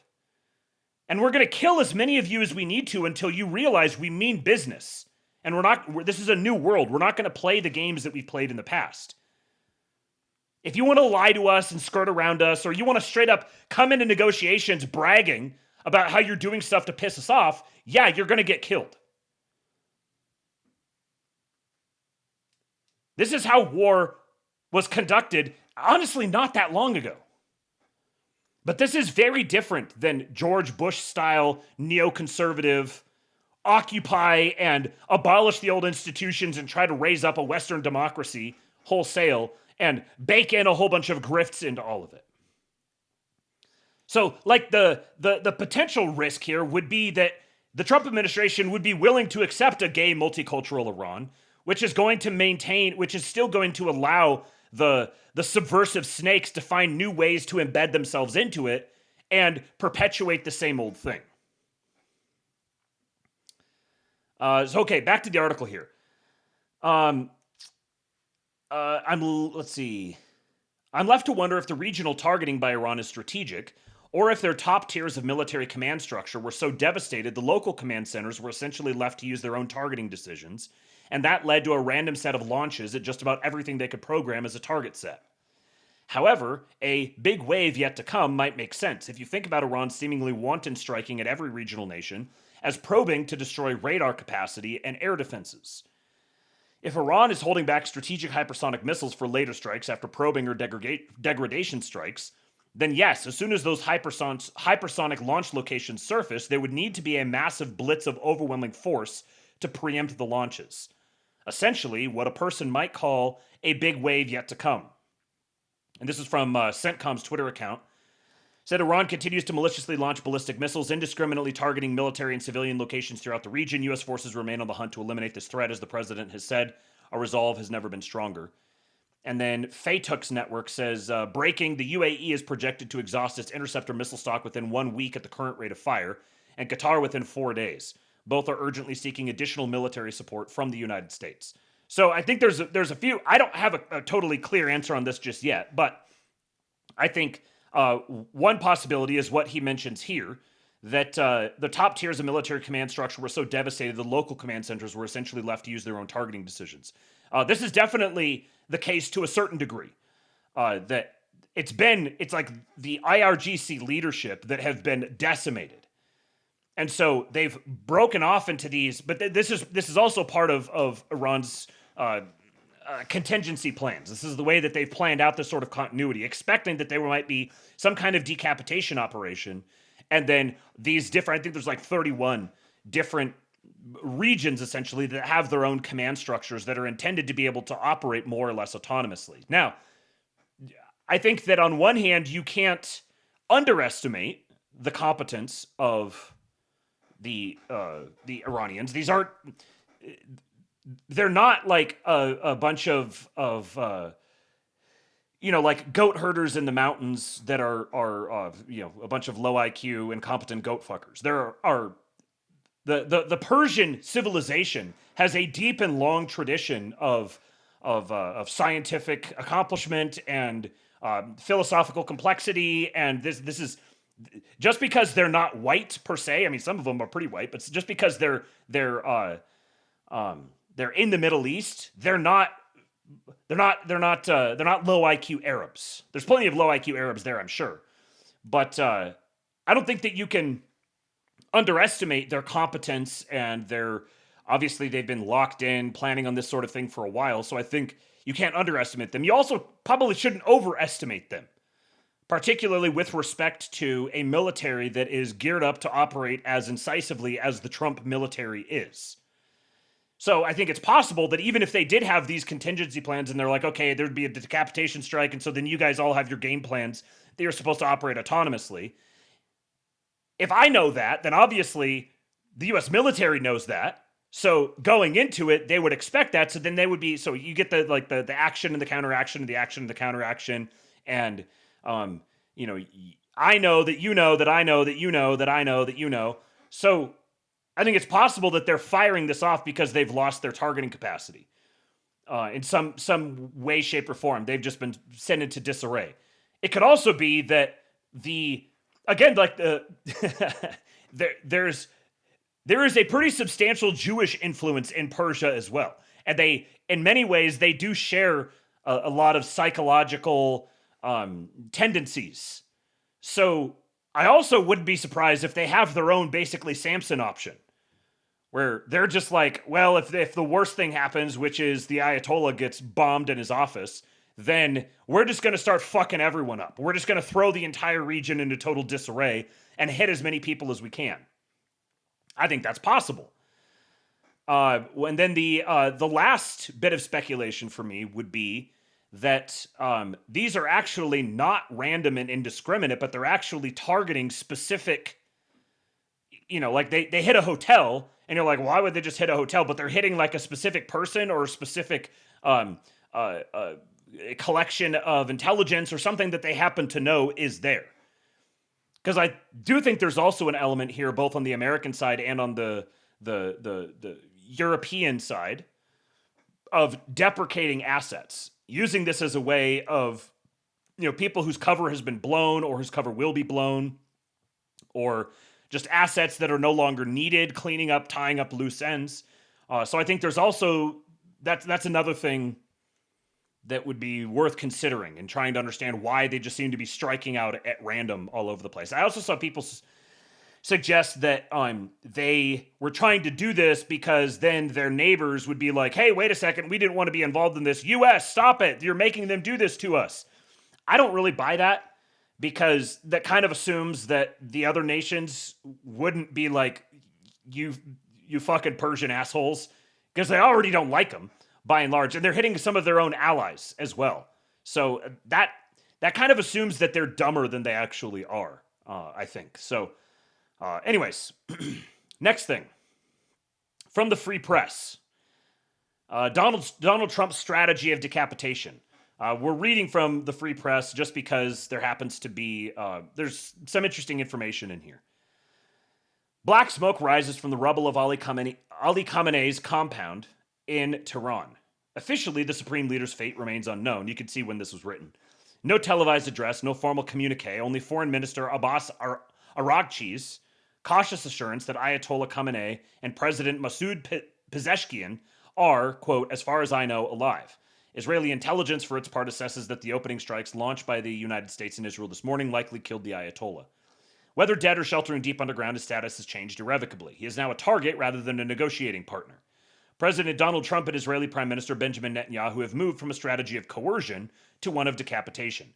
It's funny that he's referred to as a negotiating partner because he has never actually done any negotiating. He has never actually met with Trump. And obviously Trump would happily meet with him. So he has never met with him, which is part of this just not negotiating in good faith. Nevertheless, a clean and decisive American triumph is far from assured. Trump knows that America and Israel must brace for what could become, even without Khamenei, a prolonged and deadly conflict. The lives of courageous American heroes may be lost and we may have casualties, the president warned, announcing the launch of the major combat operations against Iran. Barack Obama once remarked that every president gets a single paragraph in the history books and success lies in shaping it in advance. This war was not the paragraph Trump intended to write. Welcome to the Gulag. If you survive, you earn your freedom. Thank you for resubscribing on Kick, Super Skunk. This war was not the paragraph Trump intended to write for himself. This is more of this this zeitgeist conception that Trump never imagined bombing Iran, even though He is on the record for like 40 years saying we need to bomb the shit out of Iran. He envisioned himself as the peacemaker who ended Biden's wars, avoided new entanglements, and forced adversaries to the table through leverage and negotiations. And this is also operating from the conception that this is like an introduction of hostilities rather than a continuation of ongoing things. If you survive, you earn your freedom. Bobby Ballbags, 5 gifted subs. Luke Saturna, Junk Sock, Politically Catholic, MJ the King 2001, and Gondorian Patriot. Welcome to you guys. Let's give you one of these. No more games. I want Trump to issue death warrants now against all these people. I want them killed. I want them dead now. So true, Mr. Jones. McConaughey refused to play the supporting role. When he took office, Trump initially sought a negotiated settlement that required Iran to abandon its nuclear ambitions outright. Instead, Tehran reverted to its familiar pattern: talk, delay, conceal, and rebuild. Last June, after Israel's Operation Rising Lion dismantled much of Iran's air defense network and secured air superiority, the United States joined with Operation Midnight Hammer. American strikes obliterated, in Trump's words, key nuclear facilities at Fordow, Natanz, and Isfahan. Trump wagered that overwhelming force, combined with visible domestic unrest inside Iran, would now compel Khamenei to compromise. The opposite occurred. Tehran accelerated concealment and reconstruction. Negotiations continued, but only as a strategic delay. In Netanyahu's words this morning, the regime was, quote, plotting to rebuild while conducting, quote, fruitless and deceitful negotiations. And I have yet to see evidence that this is not the case. The conversations seem to revolve around, they seem to accept that Iran was not negotiating in good faith, that Iran was trying to build a nuclear weapon, and instead saying, well, no, they should be able to do that. They're a sovereign nation. They could do whatever they want, yada, yada, yada, which is just, you can't talk to me about realpolitik and then also be like, no, Iran should be able to do whatever they want. And why are you, as an American, arguing in favor of the fundamental goodness of the Ayatollah? The joint American-Israeli objective shifted. Trump no longer seeks to coerce Khamenei back to the table. The goal now is regime transformation. Decapitate the leadership and break the regime's coercive apparatus while empowering internal forces to reshape what remains. Without George W. Bush-style occupation, boots on the ground, massive refugee flows, or prolonged American responsibility for a fractured state. So what Iran was signaling was, we're going to maintain the status quo for as long as we possibly can. You want no or less American involvement in the Middle East? Well, Iran was saying, we want to maintain the status quo. Trump is saying the status quo is ending. You guys choose. You guys are going to get a period of time in which you have the opportunity to choose how the status quo ends. And I would say that he gave them ample time, more than enough time, until it became clear that we're just going to keep playing this game. So we're not going to play that game anymore. Trump and Netanyahu are now aligned on this path. For Israel, the lesson from the war against Hezbollah has been stark. Decapitation works. The elimination of Hassan Nasrallah, whom Netanyahu subsequently described as the axis of the Axis, the chief strategist of Iran's Quds force, fundamentally shifted the balance of power, permanently weakening Hezbollah's ability to threaten Israel. That success convinced Jerusalem that targeting the head of the network can fracture the entire structure without endless ground occupation. Trump has come to the same conclusion. I like how it's framed up here as if Trump is just sort of bumbling along behind Netanyahu. Oh yeah, I guess. Oh, maybe you're right. As if this is like some great observation. Hold on a second. Wait a minute. If we just kill the chief executive, if we just eliminate him, just decapitate the regime, maybe that would work. It's not like literally 2 months ago, he completed one of the most legendary military heists of all time. Just went in and yoinked the cultic head of state. He had to, you're just wandering along behind Netanyahu, just bumbling to some sort of conclusion. The operation signals a shared bet on leadership removal as the catalyst for change. The goal is a decisive shift in Iran's strategic orientation, an end to its ballistic missile program, nuclear ambitions, proxy warfare, and domestic repression, all without the United States assuming responsibility for governing the country afterward. In other words, Trump seeks an Iranian equivalent of what he carried out in Venezuela, applying force with precision to create conditions for Iranians themselves to overthrow or fundamentally reform the remnant regime. That is a bold wager. The strategy deliberately seeks to create as many fissures as possible within Iran's fractured power structure, pounding the regime's coercive core while reassuring elements that could facilitate a post-Khamenei transition. On one front, sustained U.S. and Israeli airstrikes are hammering the regime's coercive core, the Islamic Revolutionary Guard Corps and its paramilitary arm, the Basij, which enforces internal security and suppresses dissent. The targets include command centers, missile sites, surviving nuclear facilities, and leadership nodes. These strikes aim to degrade the regime's capacity to crush opposition at home and project power abroad, gradually isolating the ideologically rigid revolutionary apparatus that has governed through repression for decades. Now, isn't that a noteworthy thing?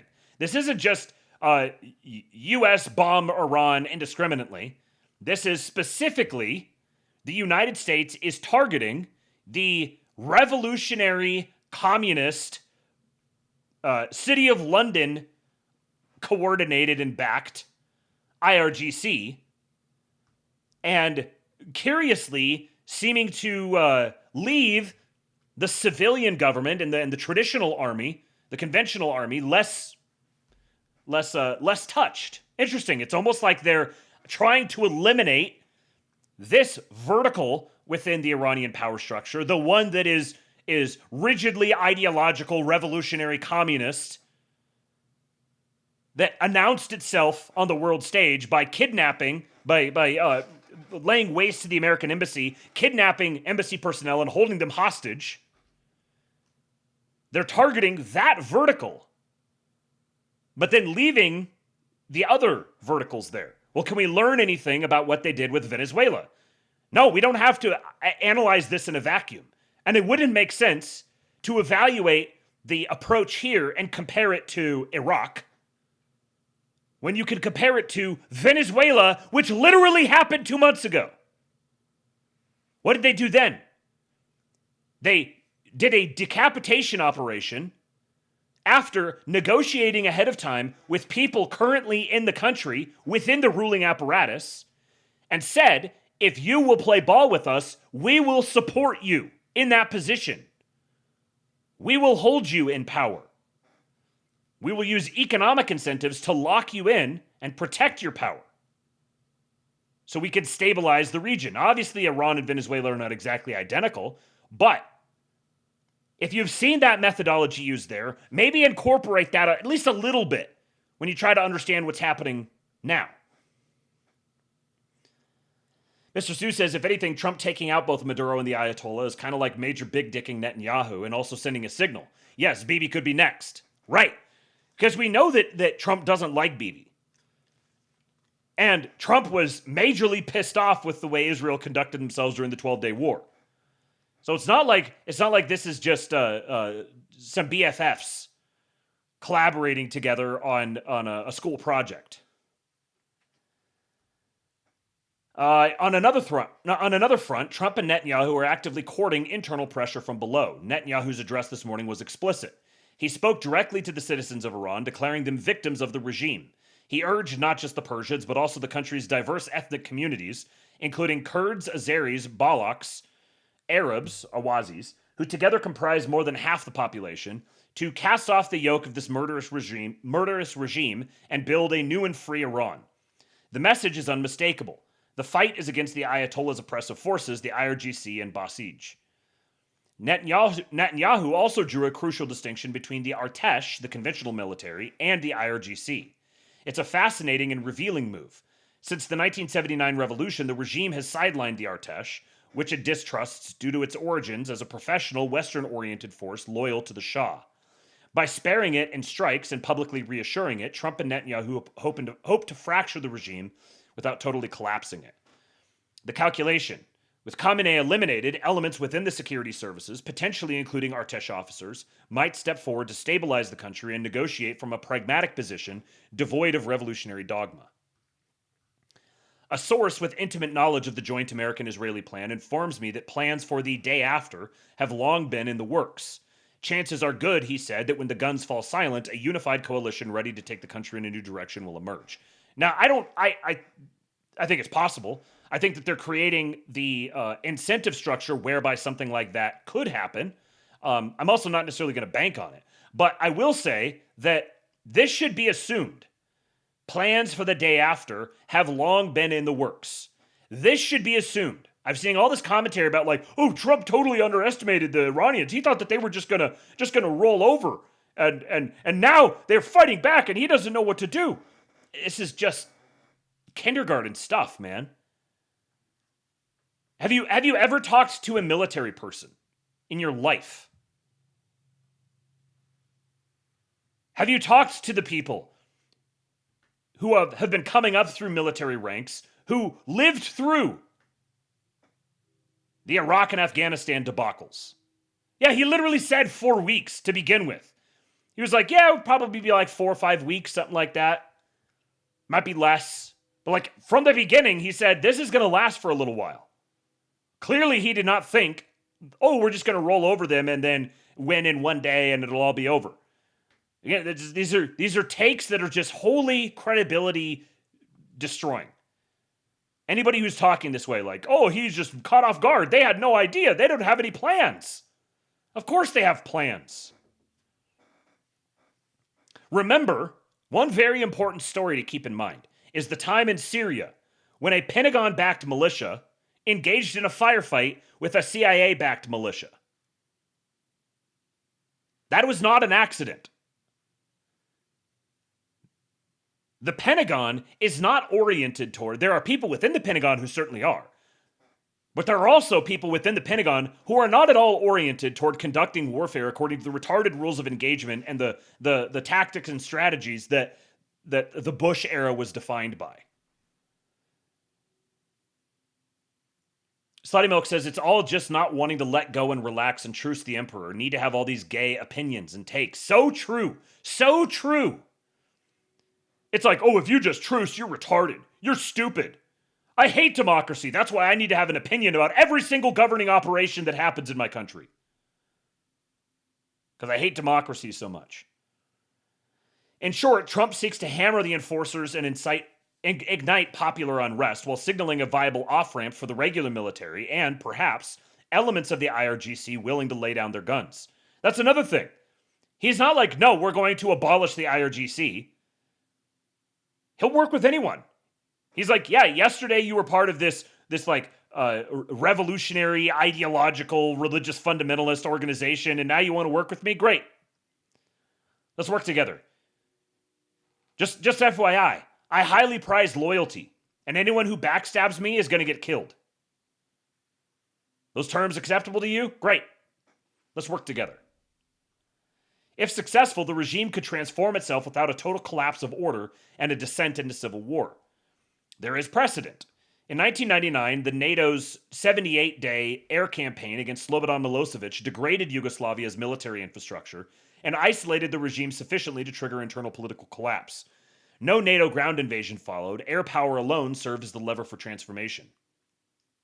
But Kosovo worked under conditions that favored the attacker. Milosevic was internationally isolated, economically strangled, and lacked escalation leverage beyond his borders. Iran is a different adversary. Now,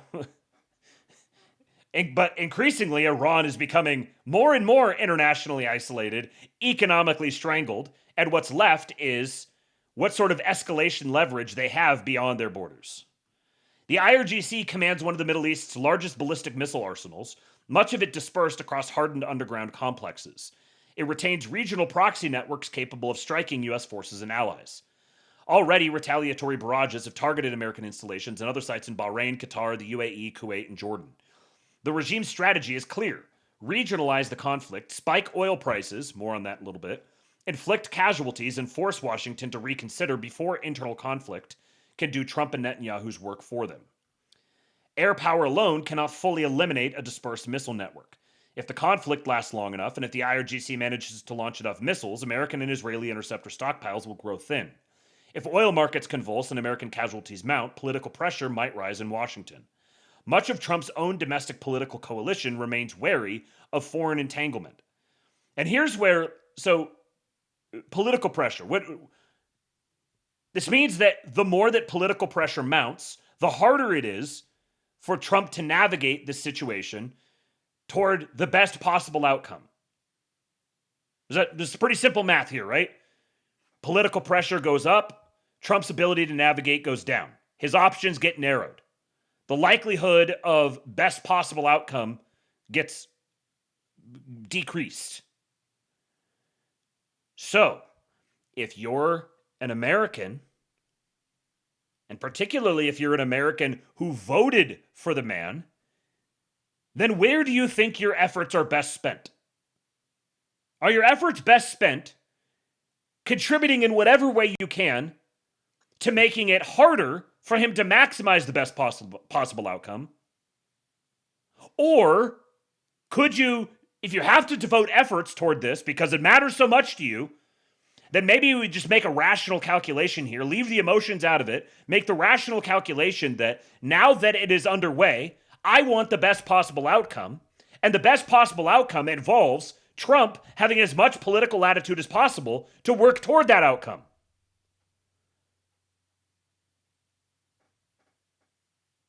Is that a consideration, perhaps? See, trusting is not like vapid. Trusting is not this practice of a weak mind. It is the rational thing to do. It's highly irrational to decide, okay, I'm going to contribute my efforts to this thing, to whatever degree your efforts actually matter. But if you're talking about it, presumably you think your efforts matter. So if you're going to contribute your efforts toward ramping up the political pressure on him and giving him less latitude to achieve best possible outcome, if that's conceivably possible, you could say, I don't think it's possible. Still, in no world at all, from a pragmatic utilitarian perspective, does it make sense to contribute to an effort of escalating political pressure on him and diminishing his ability to achieve the best possible outcome? You are not the super smart boy. This is not the super smart boy brigade who's just coolly, rationally evaluating things and concluding, oh, we're all dead and we better true out. No, you are captive to your own emotions and your own inability to assess the situation around you. Because you are proof of why democracy sucks. Because you're not capable of evaluating these sort of circumstances and choosing the best possible outcome within them. You're the person who ought to be disenfranchised. Because it's a danger for you to have a say in any of these things. You can't control yourself. In other words, the IRGC is banking that it can weaponize time. In 1999, it took 78 days to break Milosevic, and he was in some ways a weaker and more isolated leader. Iran's regime is more entrenched, more ideologically hardened, and more capable of asymmetric retaliation.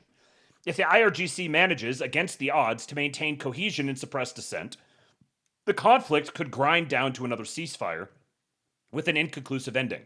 Trump and Netanyahu will have won the round, but the contest would continue. Alternatively, if the coercive core fractures quickly, internal actors could accelerate collapse, and the country could descend into a complex civil war like the one that Syria recently experienced, with a weakened regime battling multiple militias that enjoy varying degrees of external support. Trump is gambling that precision force can reconfigure the Iranian state without chaos. It's a high-risk strategy, but it has a realistic chance of succeeding. If the regime's coercive core breaks, but the state does not collapse, the result could be decisive and durable. A post-theocratic Iran, freer at home and less menacing abroad.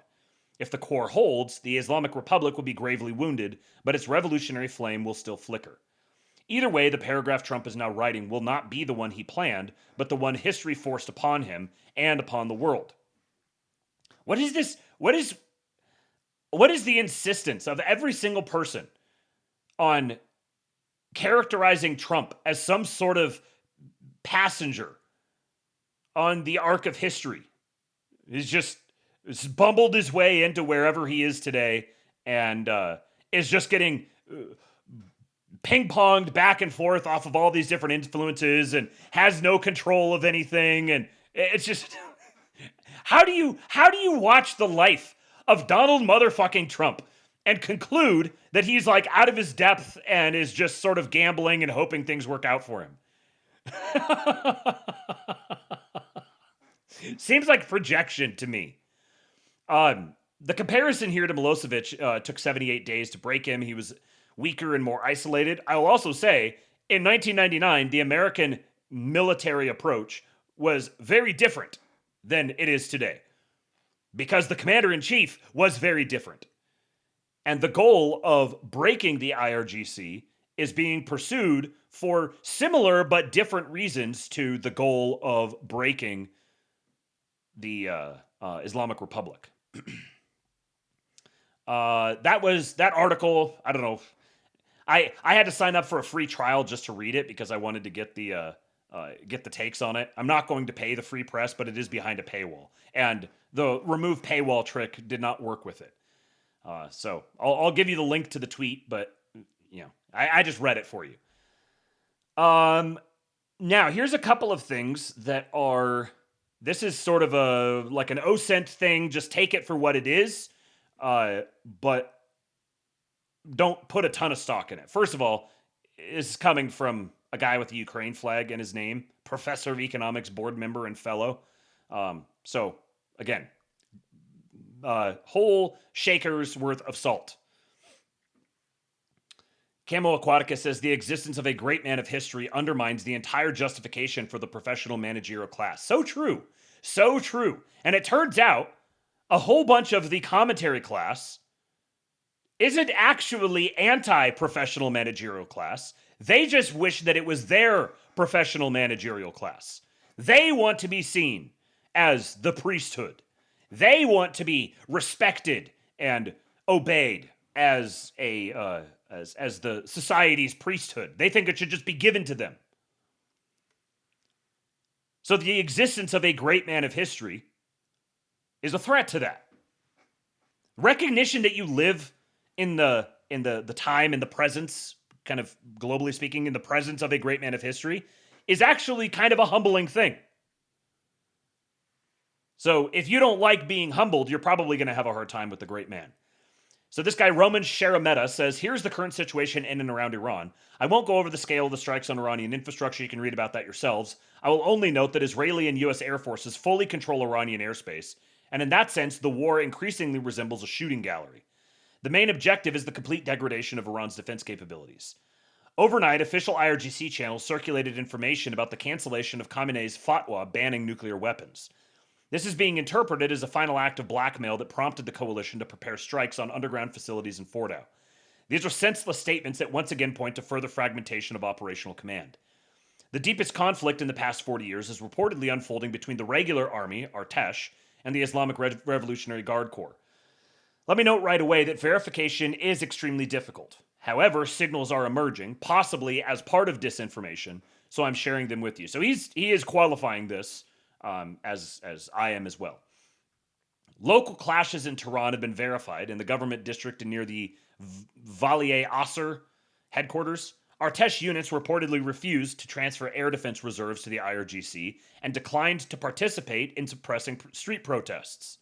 There are reports, and again, Artesh is the conventional military that has been sidelined largely by the Islamic Republic, who don't trust them, see them as like Western subverters. There are reports that the Artesh High Command is distancing itself from what it calls suicidal IRGC orders to attack tankers and U.S. bases. The Army is positioning itself as an institution of national salvation for a post-revolutionary period. According to the Institute for the Study of War, Israeli strikes on IRGC headquarters, Thar Allah, have significantly undermined the Guard's ability to control the capital. Following confirmation of the Rahbar's death, protests flared up with renewed intensity in Tehran, Isfahan, and Shiraz. The slogans include direct calls for the overthrow of the Islamic Republic. Mass transfers of political prisoners from Evin and Rajai Shah prisons have been confirmed. They're reportedly being moved to strategic sites, Natanz and IRGC headquarters, to be used as human shields. This has forced the coalition to adjust the schedule of strikes in the city center. Prince Reza Pahlavi has officially called on security forces to side with the people, stating that the regime is living its final hours. My perspective on the prince is that he's a boob and is clearly of the same class as Keir Starmer and Zelensky. He's a stooge for the European colonial powers and has been their fallback plan. He's kind of like the Machado in Venezuela. You saw that this was a very encouraging sign to me, actually, that when Trump yoinked Maduro, they didn't just install Machado, which signals to me that they're well aware of the elements at play here. That this is a foreign influence to try to get Machado in there to continue the existing status quo. Pahlavi occupies the same role, and Trump has multiple times been given the opportunity to recognize him as the successor, and he has declined to do so pretty clearly. So I'm noticing a little pattern here. It seems as if whoever the they is, they've cottoned on to the European desires here to maintain this as an outpost for a lot of the same purposes, just under a different, before we're propping up the revolutionary communist religious fundamentalist group to control the situation on the ground toward our advantage. And we're happy to replace that with a gay, multicultural Western government that is nominally headed up by our guy. And Trump seems like that would be a pretty easy thing for Trump to do if he wanted to. He doesn't seem to be interested in that, which is good, because I don't think that the prince would actually be able to sustain a government. Good news. Thanks to the intervention of Mohsen Rezaei and pressure from China, the Strait of Hormuz has been reopened ahead of Monday's trading session. This has eased panic in the oil market. Brent is trading at $78 to $80. The UAE and Saudi Arabia have successfully repelled massive IRGC missile attacks, True Promise 4. The position of Arab capitals is clear: full neutralization of the Iranian threat. The fact that Ukraine is being mentioned as an important element in strengthening Gulf air defense is a positive sign. Zelensky's timely statement on this works in our favor. The United Kingdom, France, and Germany have expressed support for the Iranian people's right to a democratic transition, which amounts to a diplomatic green light for coalition actions. It is very interesting, and again, if you're wanting to just plug and play all of the same takes from 25 years ago or 23 years ago, the fact that the UK, France, and Germany have had this really awkward, sort of like they're caught off guard by what's happening and they're kind of trying to adapt with it in real time, but clearly are not on the inside. That should be another signal to you. This is not just a continuation of the exact same regime. Moscow's refusal to intervene on Tehran's side has been heard in Beijing and Pyongyang as a signal of Russia's weakness. I would take that as, perhaps Beijing and Pyongyang think that. I don't think that it is. Attempts by Moscow to contact Washington directly on this issue have reportedly failed. Beijing is moving toward more direct management of the crisis in the case of the Strait of Hormuz. Whether this is good or bad remains unclear, but it has calmed market turmoil. To summarize, Tehran is experiencing a form of dual power between a paralyzed transitional council and a radical IRGC faction prepared for nuclear escalation. The next 48 hours will be decisive, either formalizing the regime's capitulation or leading to further escalation, if it still has the means to escalate. So he says this is, the source was translated and adapted from Igor Simivolos, who's another Ukrainian, OSCENT guy. There's a map in case you needed to see a map. So this guy here is another one quoting from Legolas Norwood. Fact. Saying the N-word boosts testosterone. This is the real reason it is gatekept from white men.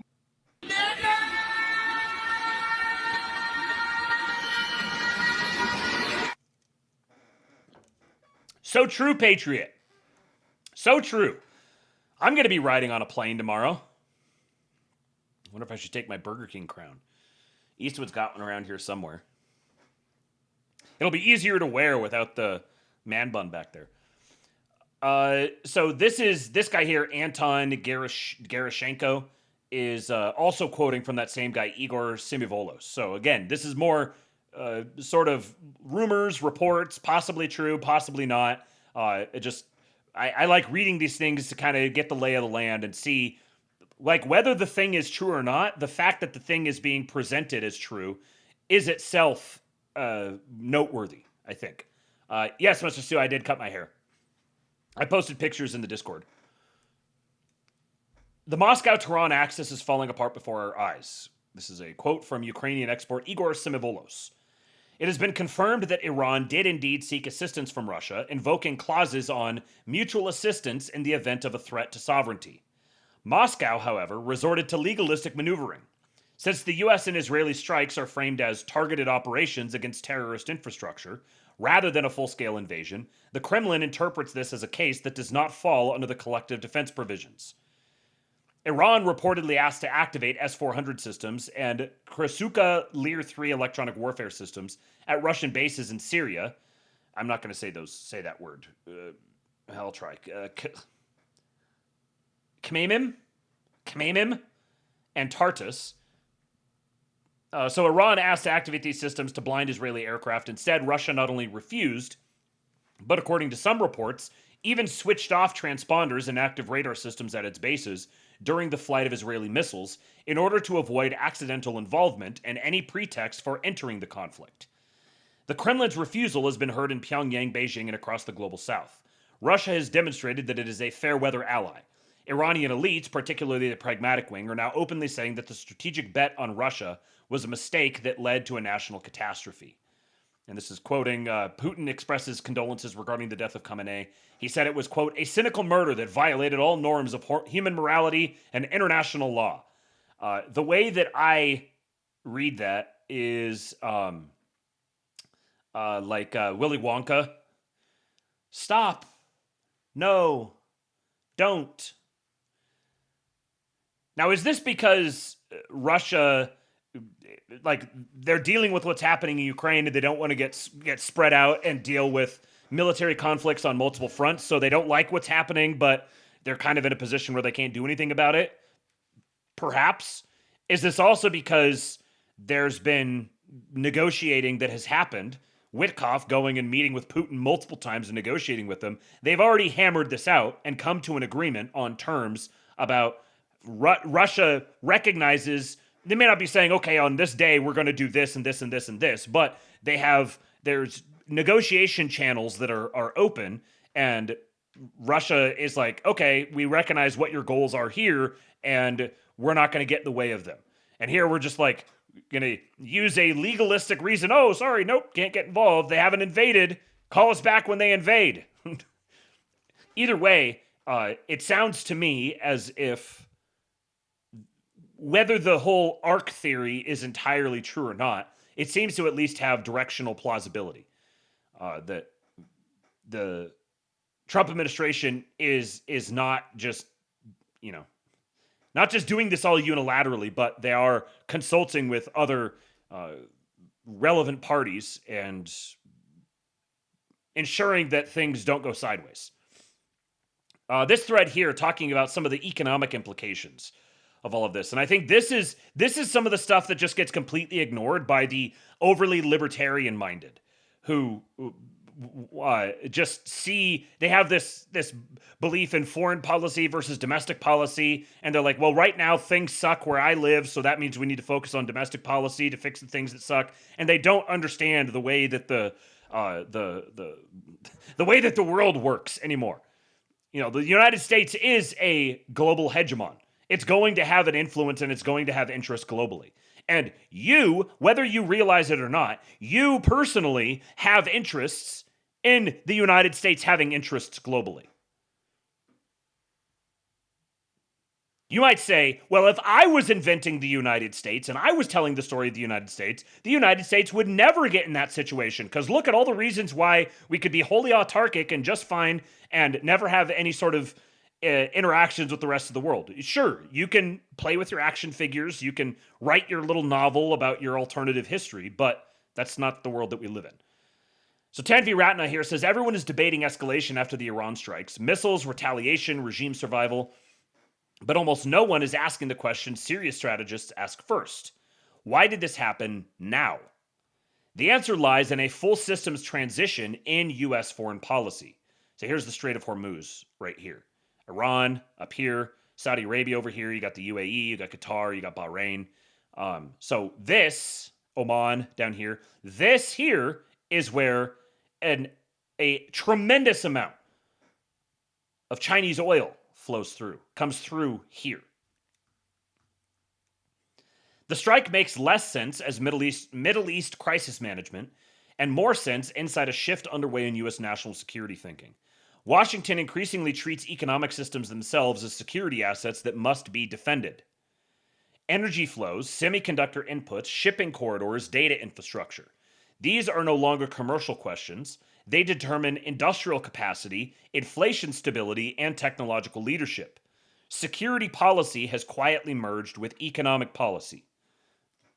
So when Scott Bessent says that economic security is national security, that involves things like energy flows, semiconductor inputs, shipping corridors, and data infrastructure, which means the United States is going to have an obligation to have a presence and have influence over the Middle East. Over the past few years, the U.S. and its partners have begun aligning around what many now describe as a Pax Silica framework. Not an alliance in the traditional sense, but coordination across technology supply chains, minerals, and advanced industry. Look closely at who sits inside that emerging system. Japan, South Korea, India, Singapore, Gulf economies, Europe. It isn't just China, but also America's highly industrialized partners, whose growth depends on uninterrupted energy imports and stable trade routes. Welcome to the Gulag. If you survive, you earn your freedom. Thank you for the gifted subs, Bobby Ballbegs. Marine Pet Cow, Squirrel 21. I think I've seen Squirrel 21 before. Amuk, Darmk, Vior 1808. Very curious names here. But the money spends either way, so thank you, Bobby. I appreciate you. A fucking squirrel, yeah. Oh yeah, I was gonna say if you want American industry to return, you want American jobs.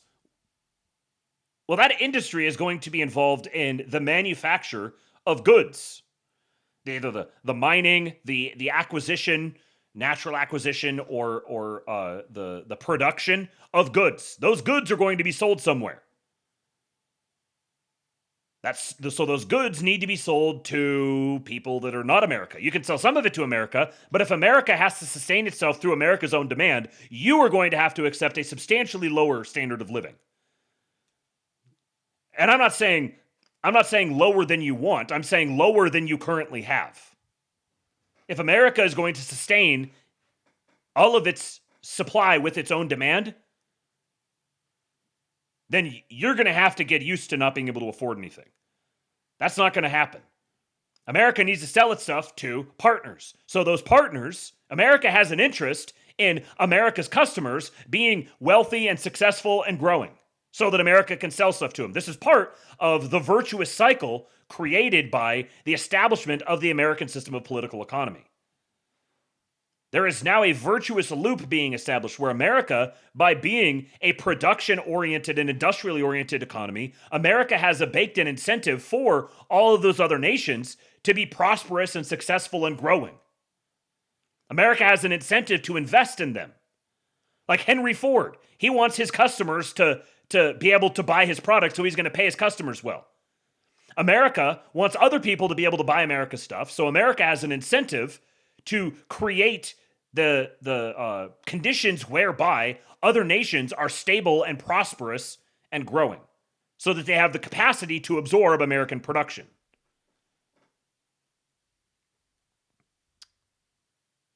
So America's highly industrialized partners whose growth depends on uninterrupted energy imports and stable trade routes.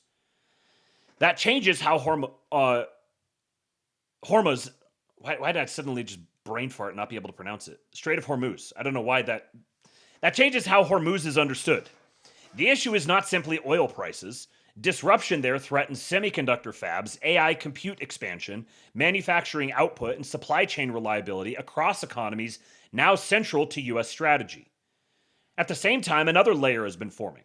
The India-Middle East-Europe Economic Corridor. IMEC attempts to reorganize trade linking Indian production, Gulf energy, and European markets through aligned infrastructure. And she has this thread here. Trump promised no new wars, yet his actions on Iran, Israel baffle many. And I read this last summer when she first published it. If you want to go read it again yourself, This is her thread on IMEC. IMEC is not just logistics efficiency, it represents a geographic redesign of Eurasian commerce. Physical connectivity backed by political alignment. A system meant to reduce choke points under the Belt and Road. I wrote about it earlier with regard to Iran. Seen together, IMEC forms the physical backbone, while Pax Silica builds the industrial and technological stack above it. Trade, minerals, compute, and energy increasingly moving within one coordinated ecosystem. Iran sat directly across multiple pressure points within this transition. Maritime energy routes, regional logistics corridors, proxy networks capable of introducing instability at precisely the locations new systems depend on most. This is where timing matters. Entering 2026, Iran faced growing economic strain. Currency depreciation accelerated, fiscal space narrowed, sanctions enforcement tightened revenue channels that once sustained external leverage. Regionally, Iran's partner networks remained active but increasingly stretched. Sustained military pressure reduced coordination efficiency across theaters. Deterrence still existed, but systemic disruption capacity appeared weaker than before. Meanwhile, Allied initiatives were moving from planning into execution. Mineral partnerships expanded, corridor negotiations advanced, major subsea cable and AI infrastructure investments began deploying across Asia and the Gulf. And this is from her other thread here. She says, take, for example, Google announcing a $15 billion investment into undersea cables in Vizag, India. This isn't colonization, but a data corridor connecting the US, India, Australia, and South Africa that totally bypasses choke points like the Red Sea. It makes India central to future flows. So there's a map here. It doesn't look like she has a key on the map, but you can see I'm sure these are like undersea cables and this data corridor being constructed. Interestingly, so this is connecting US, Australia, and South Africa. So you've got major components of the Anglosphere here, but if you're not going to deal with the Middle East, if you want to bypass the Middle East, well, just geographically speaking, you're going to wind up interacting with India, because that's the next big finger sticking out here geographically. Strategic action often occurs during these transition windows, not when conflict begins, but when emerging systems become valuable enough to protect and disruption risks temporary decline. Timing becomes a structural constraint driving military action. An overlooked constraint sits at the center of this moment. Many Pax Silica partners are energy-dependent Asian economies. Prolonged instability in Hormuz does not just raise prices, it threatens the industrial networks now anchoring US-aligned technology growth. Remember those $3 trillion worth of trade deals that Trump signed with the Gulf states? Part of this reindustrializing America, securing all of this foreign investment, so that you don't have to generate the liquidity necessary and to invest in the domestic economy to scale up production and infrastructure. You're not going to have to go to Congress. You don't have to go to the Fed to print these dollars. You secure them from overseas. You do all these trade deals, directing this money back here into America to reindustrialize America. $3 trillion of that came from the Gulf states. The Gulf states they started off doing remember like 100 years ago, these were literally nomadic livestock herding peoples. Now they've sprouted these gigantic cities up out of the desert, and they've pivoted into AI and data centers, and they're trying to capitalize on the energy wealth that they currently have while also not being wholly locked into it because of the implications of building themselves entirely off of oil wealth. So there's a lot of like data centers and compute capacity that is being spun up in those Gulf states. So having a state that will not play nice with anyone around them, that maintains such a strategically significant location, means like Iran's destiny is determined for it. And the only question here is Iran going to acquiesce to this destiny and choose to incorporate themselves and build trust with the local states around them? Or are they going to have to be forcibly deprecated and integrated into the local economy at a sufficiently deprecated state? Seen through this lens, the Iran strike looks less like escalation and more like system stabilization during transition. It may also open space for Washington's second move, activating alternative energy supply chains, including Western Hemisphere production. More on that later. And this is the point here. This is how I read it from the get-go. This isn't escalation, this is system stabilization. Next thing here. So Anne Applebaum, a notorious regime change or apparatchik, says the U.S. bombardment, this is like the mouthpiece of the CIA, the U.S. bombardment of Iran was launched without a real plan for the Iranian people, she argues. This is the sort of thing I'm talking about. They don't have any idea. They don't have any plan. They didn't plan this. They're just doing it. We wanted to bomb Iran. We wanted to take out the replace. We wanted to install gay race communism, Persian style, but you're not doing it right. Well, some interesting revealing comments that she makes in this. Donald Trump has launched a full-scale bombardment of Iran without the consent of Congress, without really making the case to the American people. But what disturbs me the most is that...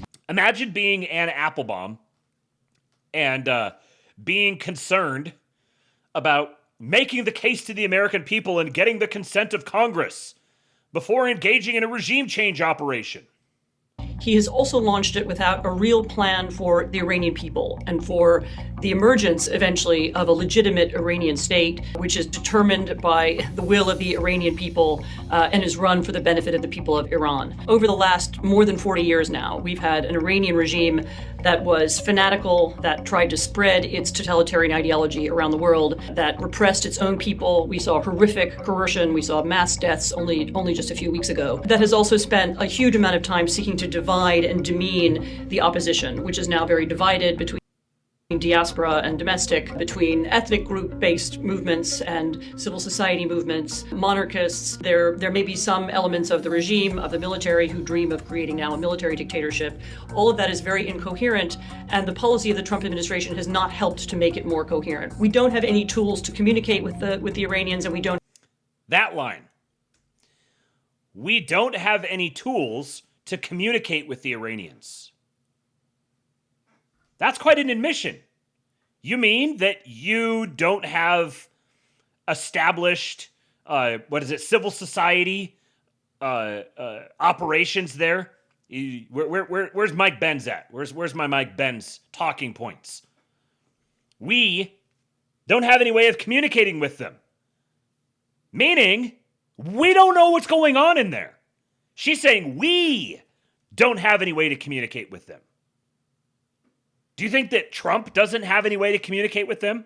Do you think the Trump administration, given their track record thus far, do you think the Trump administration is wholly ignorant, has no sort of infrastructure or connections or networking that they've done with anyone on the ground? She's saying they don't. To make it more coherent. We don't have any tools to communicate with the Iranians, and we don't have any tools to help build a legitimate state. We don't have any tools to help build a legitimate state. Well, hold on a second. You were just saying that hopefully you would get the rise, based on the will of the Iranian people, you would get the rise of a stable, legitimate state. But now you're saying that we don't have any tools to build an Iranian state. Well, that doesn't sound like the will of the Iranian people. She's talking out of both sides of her mouth, which is what her type of person does. But these are very telling admissions. That, in other words, her ilk of person is not controlling anything that's happening on the ground right now. I'm very hopeful that the Iranians themselves will fill any vacuum that emerges, that there won't be a civil war. But it's disturbing that we have a U.S. administration whose policy seems to be bomb the country and then just see what happens next. Very, very telling. The CIA doesn't have... The CIA is out of control. We don't know what's happening.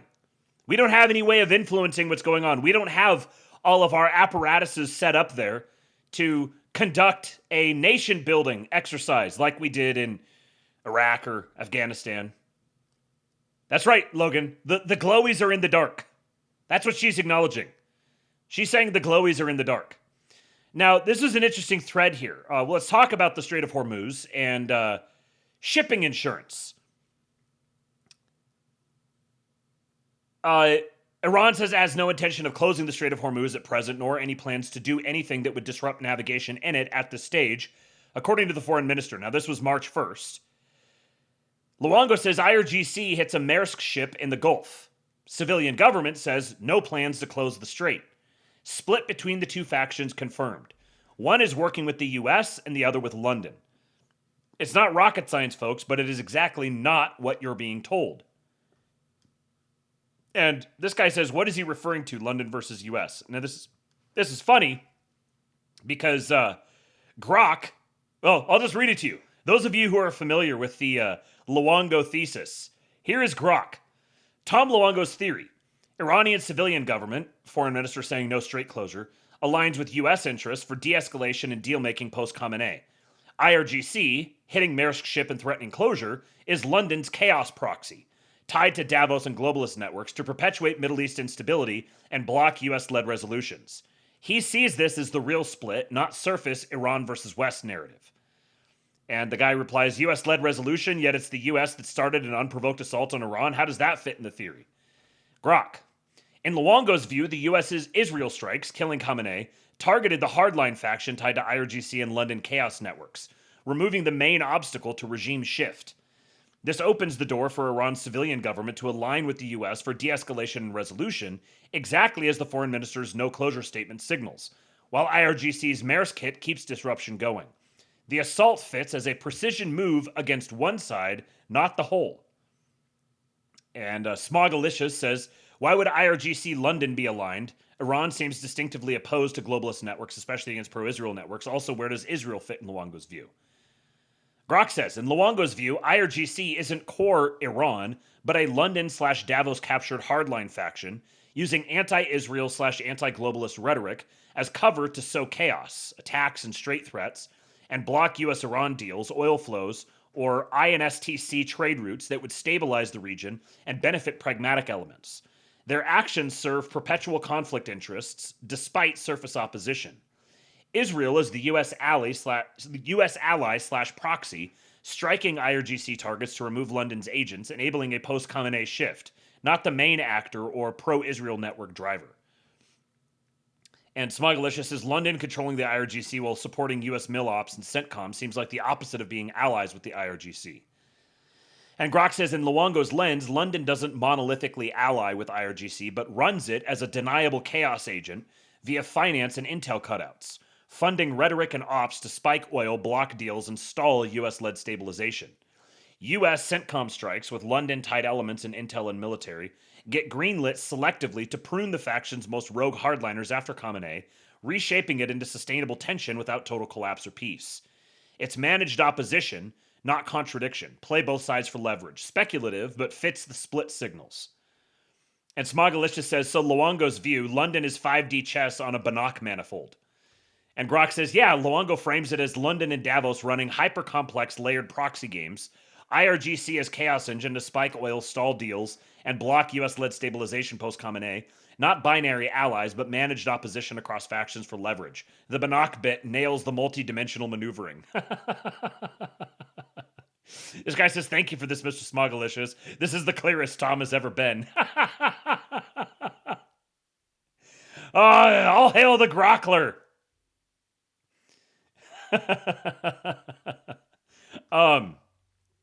Okay, so let me make sure I got the right tab there. So, John Conrad again makes another appearance. This is an article from G Captain, said major marine insurers just canceled war risk coverage for the Strait of Hormuz. 150 plus ships stranded, rates tripled, one seafarer dead. And this is only day 3 of the Iran conflict. This was published yesterday. Conrad says this is potentially the biggest Iran story nobody is talking about. The global insurance market may be heading toward a systemic crisis. Here's why. Most people don't realize London isn't just a financial center, it's the center of global insurance. Pavarotti! Do, re, mi, fa, sol, la, ti, do, o. Fa, la, la, la, la. Negro, negro, negro, oh, oh. Musical notes emoji. Musical notes emoji. Thank you, Luciano Pavarotti. Most people don't realize London isn't just a financial center, it's the center of global insurance.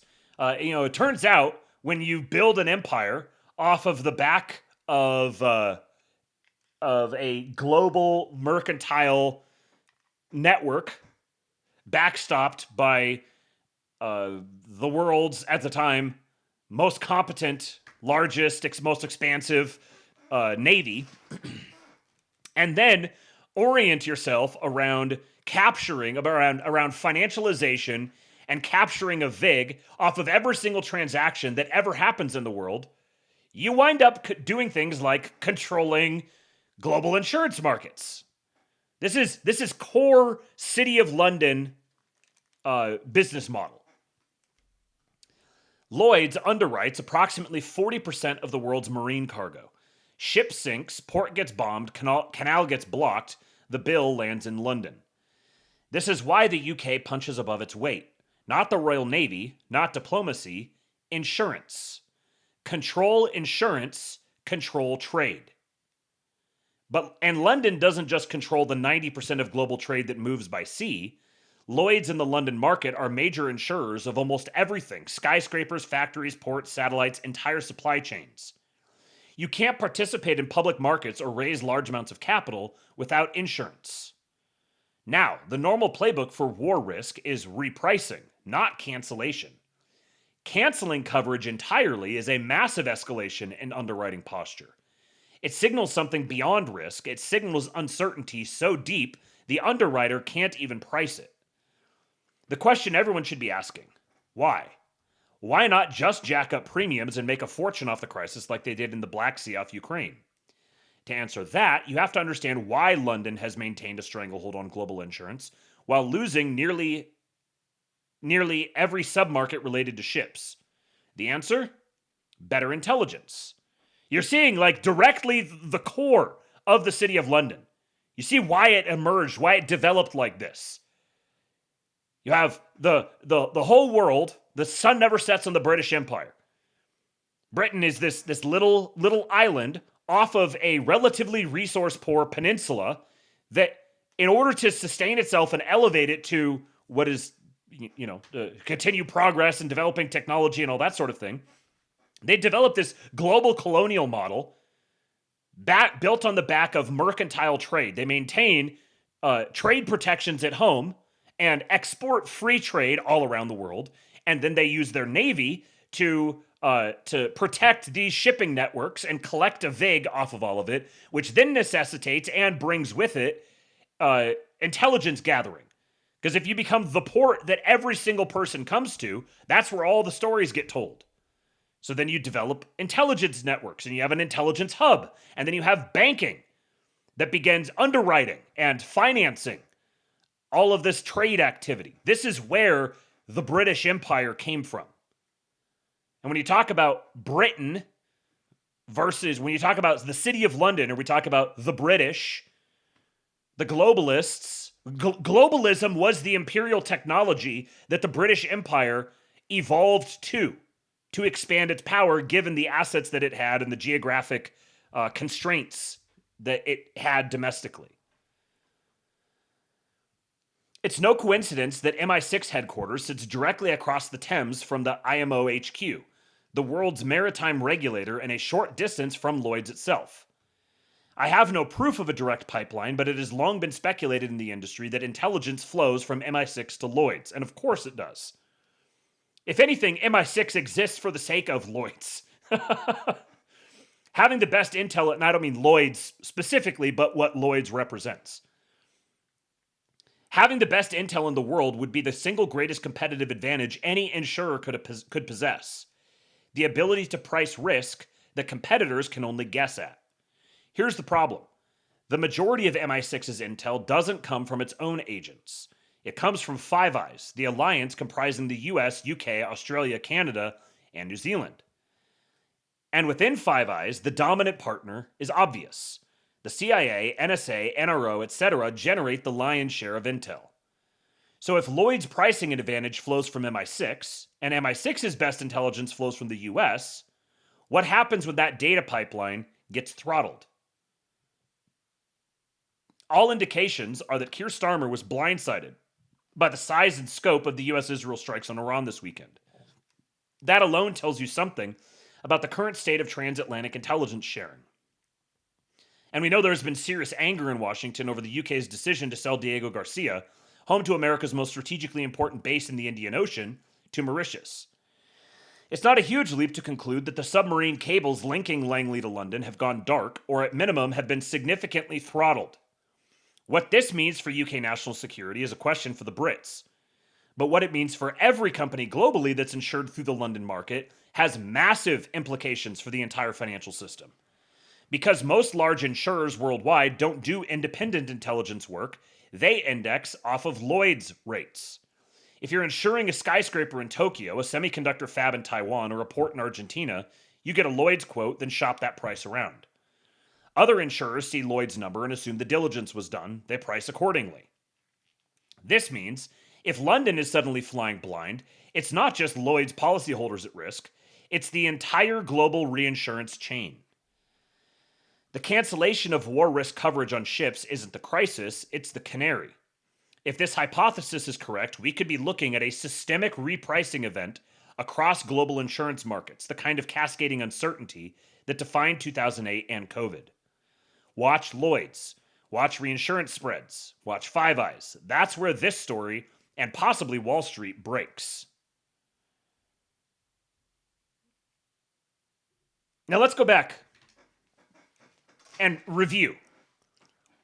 So we have this thesis about the emerging civil war within the Anglosphere.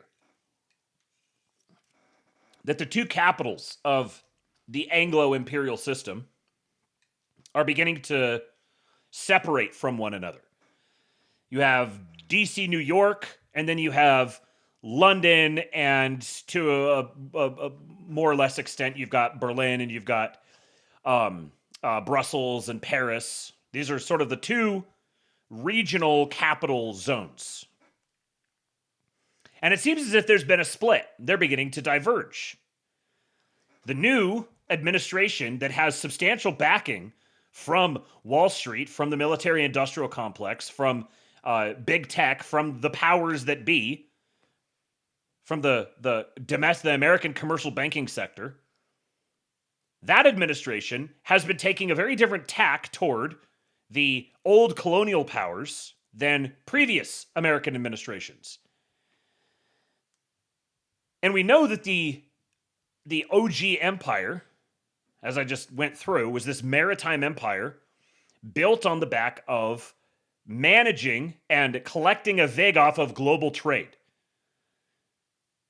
Luongo has talked about this a number of times recently. There was this video Ian Burlingame sent him that I probably wouldn't be able to find the link to it again, but the most important point that it made is that when talking about currencies, everyone focuses on stock, like the stock of the currency, who has the supply of the currency, who produces it. But more important is the flow. And what the financialists based out of the City of London, what they discovered, what they innovated, how their model emerged was they didn't necessarily need to control the stock if all of the flow passed through them. This went back to silver. They didn't necessarily need to have the whole stock of silver. Their currency was based on silver, but every single silver transaction ran through London, one way or another. This is how they built the entire financialist model. This is the lifeblood of the old empire, the old fractured, dying empire. Yeah, Mr. Stu, if you have it, send it to me, and I'll include it in the links here today. So now, this whole thing that is going down in Iran clearly is not being done at the behest of or in cooperation with the European powers. They're sort of kind of involved, but they're kind of like, I don't really know what's going on, and I didn't get the email, I missed the Zoom call. We've been theorizing for a while that there seems to be a pretty clear attack on the old imperial powers from the new imperial power. And this seems to be a very big sign that has emerged, continuing to reinforce that thesis. Then, adding to it, Today, our president truced on Truth Social, and he said, effective immediately, I have ordered the United States Development Finance Corporation to provide, at a very reasonable price, political risk insurance and guarantees for the financial security of all maritime trade, especially energy, traveling through the Gulf. This will be available to all shipping lines. If necessary, the United States Navy will begin escorting tankers through the Strait of Hormuz as soon as possible. No matter what, the United States will ensure the free flow of energy to the world. The United States' economic and military might is the greatest on earth. More actions to come. Thank you for your attention to this matter. Steve Skojek here nails it. He says, this is a ballsy power play by Trump. Lloyd's of London was the gold standard for maritime insurance policies until just a day or two ago, when they started canceling policies or jacking them up 3 to 5x. Now, jacking them up would be normal. Like suddenly it's, there's an active war zone happening there. So yeah, it's going to cost you a lot more to insure your cargo. But straight up canceling the policies was the new thing. This is what Conrad was indicating. This is like an escalation. They're canceling policies. So either they simply cannot trust their underwriting because they don't have the intelligence, or they literally cannot absorb the sorts of losses that they might incur because there's a gigantic aristofag in Washington, D.C. who has been actively bankrupting them for the last year and a half. Other insurers followed. That collapsed commercial shipping traffic through Hormuz, which choked oil shipments out of the Middle East. So what does that mean? Well, if oil shipments out of the Middle East are choked off, then energy prices worldwide are going to start climbing. Now, America has really ramped up their own production and just recently took control of Venezuelan oil. So America's probably uniquely able to insulate themselves from this to a certain extent, but wouldn't be able to wall ourselves off from it completely, because the global market is so deeply integrated with itself. So this would be a point, we're talking about the political pressure for Trump. This would be a pain point. If all of a sudden gas prices start skyrocketing, then the domestics are going to get real unhappy. There's other implications with it as well, but that's a big one right up front. And there's going to be a lot of money that's going to be very upset about this. So if you want to continue pursuing the goals here, one of the things Iran threatens is, we're going to hold you hostage by threatening to shut down the Strait of Hormuz. Well, if Iran doesn't have the capacity to shut down the Strait of Hormuz, Lloyd's, being the titan of insurance that it is, well, Lloyd's can effectively shut down the Strait of Hormuz by saying, we're not going to insure anything that passes through there. Well, if Lloyd's isn't going to insure anything, all the other insurers are going to do the same. And so shipping is going to shut down because it's not going to be profitable. People just aren't going to do it. So it's like a backdoor shutting down of the Strait of Hormuz. London is shutting down the Strait of Hormuz. Not Iran. London. Curious. Once again, we see the IRGC and the City of London taking different routes perhaps, but winding up at the same place. Strange. Trump doing this means the DFC has the chance to displace Lloyd's as the big dog in this game, when they have been the lock-in player for many years.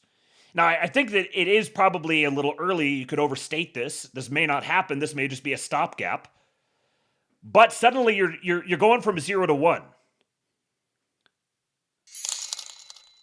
Kickstream Optimizer. So you're saying you only know 10/10s? Good. They won't know how to play the game either. And you can just neg them over and over while bringing their frenemies on to mog them / make them feel fat. I call this a gay of white moose technique. HH. We're getting stream optimizing advice from our Kickstream Optimizer. No, there are no women allowed in this room. Even my wife's not allowed in here. So yeah, I don't necessarily think like, oh, Lloyd's is going to go bankrupt. The United States is going to take over the maritime shipping industry. But directionally, there may be something to this. It also frees up all the oil that was getting trapped there, heading off shortages and keeping the energy market alive. And why not? It's the American Navy that sunk the Iranian ships that were harassing tankers. And the American Navy, at least for now, will keep those tankers safe. It's a huge reassurance to allies, both oil producers and oil consumers, that our campaign in Iran isn't going to sink their economies. And, big one, it allows America to be choosy about traffic in the Strait. Now let me... how much of China's oil comes from Iran? Let me see what this answer was again. As of early 2026, roughly 12 to 13% of China's total oil imports come from Iran. Iran is a major supplier to China, with over 80% of Iran's oil exports flowing to China, primarily bought by independent teapot refineries. These imports often use disguised shadow fleet vessels and bypass standard banking systems.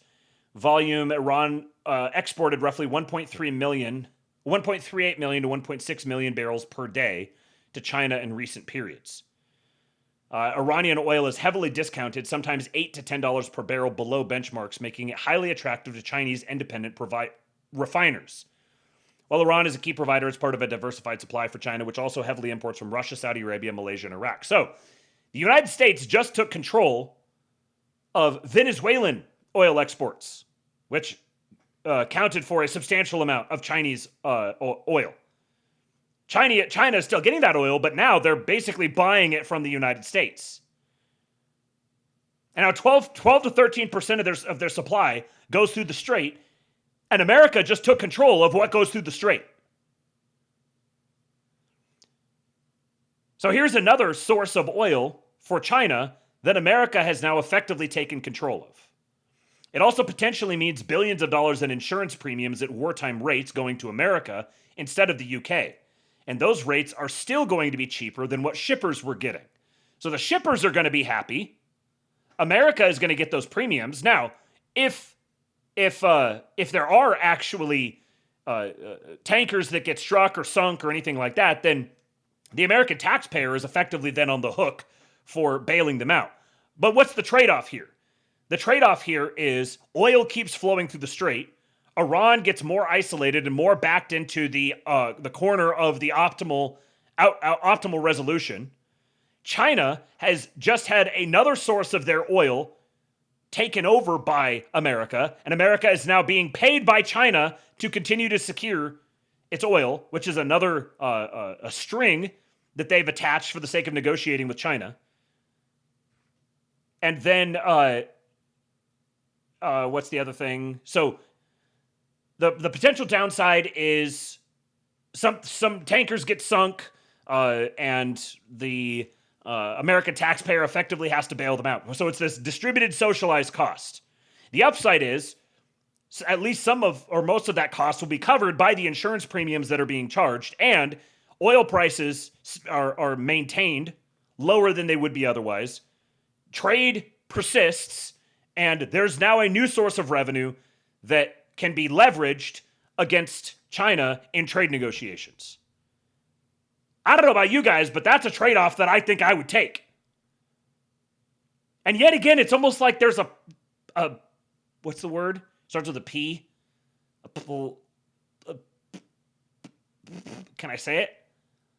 There's a plan? Plan? What? You're telling me there's a plan? Couple more things to read you guys. This one from a recurring patriot here on the show, Derek, Suitable Politic. Renegotiating the world at gunpoint. Look at my president. For some time now, I've argued that the second Trump administration ultimately boils down to renegotiating the world. That everything you see, everything they do, ultimately serves this one unifying purpose. What the Trump administration has done recently would hardly be confused with negotiation in the conventional sense. Looking at what's happening now, it'd be natural to wonder if I was wrong, if I missed the mark. At the risk of sounding immodest, I nailed it. The Trump administration needed to switch tactics, but every drop of blood spilled still serves the same purpose: to renegotiate the world. I'm going to prove that to you. To do so will first require defining my terms, which means I'll need you to indulge me while I take you on a ride and show you how we got here. Take me for a ride, baby. The world's negotiated order. The phrase renegotiating the world implies that the world has already been negotiated, and it has. These negotiations began in the aftermath of World War II. There was no definable endpoint to the negotiations, they were ongoing. The world would agree to one thing and then ostensibly live by that agreement while they hashed out the next thing. The world we know today was the product of decades of perpetual negotiation, one which the public of any particular nation wasn't invited to. The world we know today exists under a governing set of agreed-upon rules. These rules are allegedly binding. The burden of following these rules and enforcing these rules is shared by, theoretically, everyone. What do we know about rules that where the enforcement depends on everyone? If everyone is enforcing the rules, no one is. These agreements didn't rise up from nothing, and it wasn't a malevolent deal in a smoke-filled room. It all stems from something simple and understandable. Commerce craves stability. You know that to be true. After every military action, everyone looks to the stock market to do a battle damage assessment on their portfolios. In order to provide stability under which global commerce can thrive, the world thought it best to ensure that all national governments play by the same rules. Politicians refer to this as international law and any cute derivative phrases of the same concept. Now, I will add here that it was not the world who thought it best to ensure that all national governments play by the same rules. It was the powers that be at a certain time in the world, which were essentially derivatives or proxies or core institutions of the British Empire. In this structure, everyone has their role. To each country, their station. One mustn't fall beneath their station, nor can they rise above it. Under this set of rules, the world is a company, and all countries are all but departments working for the same common good. What does that sound like? This visualization of the world as a company, and all countries are departments working for that single overarching corporate structure. You have one major overarching corporate structure that governs the entire world and treats every segmented distinction within that world as a subset or a department of the the imperial capital. This is globalism. Globalism is the imperial model of the British Empire. You've probably noticed that I've been optimizing. The other thing you can add is streamer drama. You can just call the other streamers gay Jew worshippers and comment on their streams while denying any wrongdoing. Maybe make them seem weak, saying they're panicked. Give them cool emotes, maybe some ASMR. Call them gay Jew worshippers. Sneeko, is that you?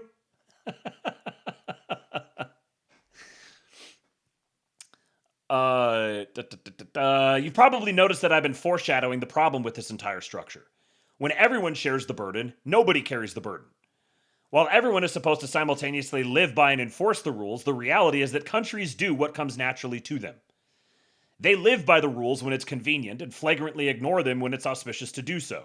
Nobody puts their foot down because that would be inconvenient, and everyone ignores the rules when it's expedient to do so. The only nation who didn't fully get the memo is the United States. America tried to live up to these rules for a myriad of reasons, but our strongest motivator was a simple desire to shirk responsibility. When World War II left the civilized world in rubble and America was the last standing robust nation on Earth, it inherited the mantle of global empire.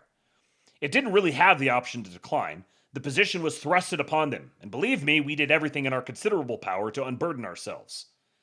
The convenient thing for us would be if the world would simply behave and agree to the rules. If the world would simply force accountability upon each other, and then we can live happily ever after. In that way, America was like everyone else. They fought for what's convenient to them. But the most convenient thing is not usually the best thing. Slutty Milk says, here's why vaporizing the Ayatollah and half the Iranian leadership is a trap that will defeat Trump.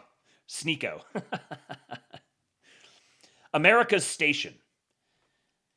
In lieu of being the empire who sets the rules, America was reduced to being the treasurer of the global enterprise. We provided liquidity for the world. Our economy was financialized because our global station became financial. Our financialized economy posed a plethora of problems to our people, but it didn't really matter. Because commerce craves stability, and stability requires rules. If we weren't going to set the rules, then we had to be happy with how they'd be set around us. This is the phenomenon that America has always struggled to reckon with. Laissez-faire attitudes towards the world have deep and abiding consequences.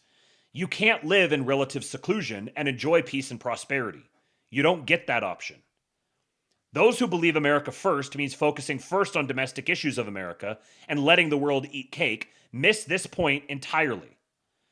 Without rules to abide by, the world will descend into anarchy, and the global economy upon which we've all come to rely will crumble into dust.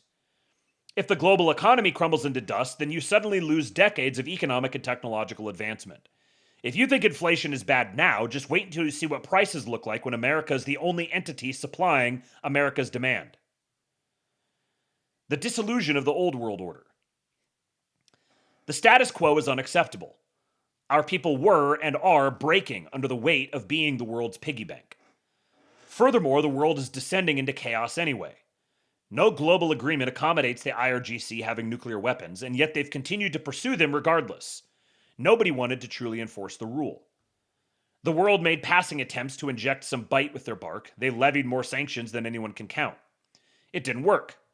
It didn't work partially because we're dealing with radical clerics who would gladly sacrifice the wealth of their people in order to satisfy their theological lunacy.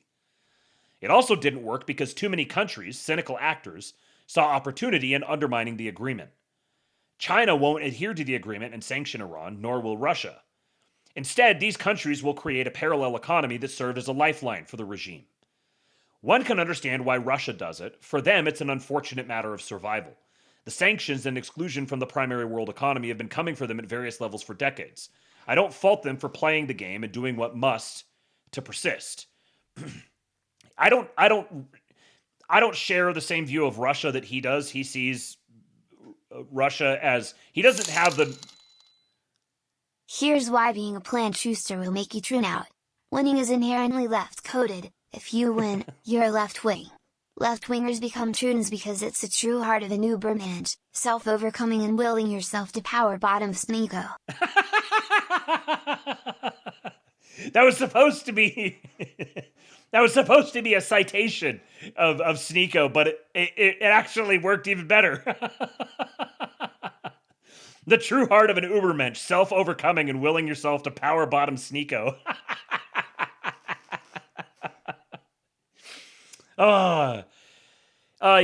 Derek doesn't have the standard mainstream perspective of Russia, but he does see them as sort of like an irrational, hostile actor. But China is a different matter entirely. China participates in the primary world economy, but they engage in this parallel economy out of sheer cynicism. They know that perpetuating the Iranian regime is tantamount to perpetuating a thorn in the American side. Since their ultimate goal is to usurp the United States as the most viable ultimate rulemaker, you can see how they want to create and sustain as many thorns as possible. I also don't totally agree with his perspective on China. I think it's not totally material in the long run. But I don't think that China's ultimate goal is to usurp the United States as the most viable ultimate rulemaker. But I think that there are elements within China that would like to do that. Namely, elements that are essentially derivatives or proxies of the same globalist, imperial City of London spirit. China has created an entire grand strategy out of playing both sides of the fence. They exploit the primary world economy in order to enable the parallel world economy, knowing that the parallel economy exists to undermine the United States of America. And that brings us to the other reason America can't simply leave the world to its devices. The allure of power is too great. People, nations, are always chasing it. It's China right now. It was the Soviet Union before them. It will always be somebody. It's the way of the world. If we refuse to hold that power, then it'll be held for us. If we make that choice, the person who takes that power from us will surely not have our best interests at heart, nor see any value in allowing us to live unburdened and potentially present as a threat to eventually take their power away. Jews. So true! Every single time. You want to kill the Jews? Okay, Jew. Okay, you fucking Jew. Fucking Jew from Israel. Silence. Where was the other one? I've got bad news for you. You're Jewish. Probably the most soundboards have ever been produced for a $1 tip.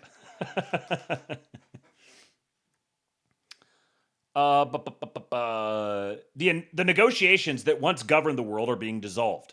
The agreements that once bound nations are being nullified. In that chaos, America is taking on its new role in the world, an old role that's being made new again. President Trump is indeed renegotiating the world, creating a new series of binding agreements under which the entire planet will live by. It's been messy. The first plans didn't always work. We've needed fallbacks and contingencies. The first plan. President Trump's first plan, his first array of tactics to achieve that goal, were all much nobler than what we've ultimately decided upon. At first, we decided to leverage our financial power. We turned our station as the treasurer of the world into a weapon, bringing the various member states of the old world order to the negotiating table. This was known as Liberation Day.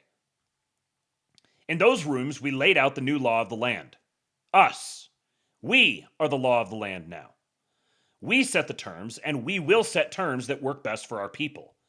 These terms will not be punitive. We have an interest in the well-being and prosperity of our allies. But the world has changed. No longer will we be sponsoring the prosperity of our allies. Instead, we'll be investing in it.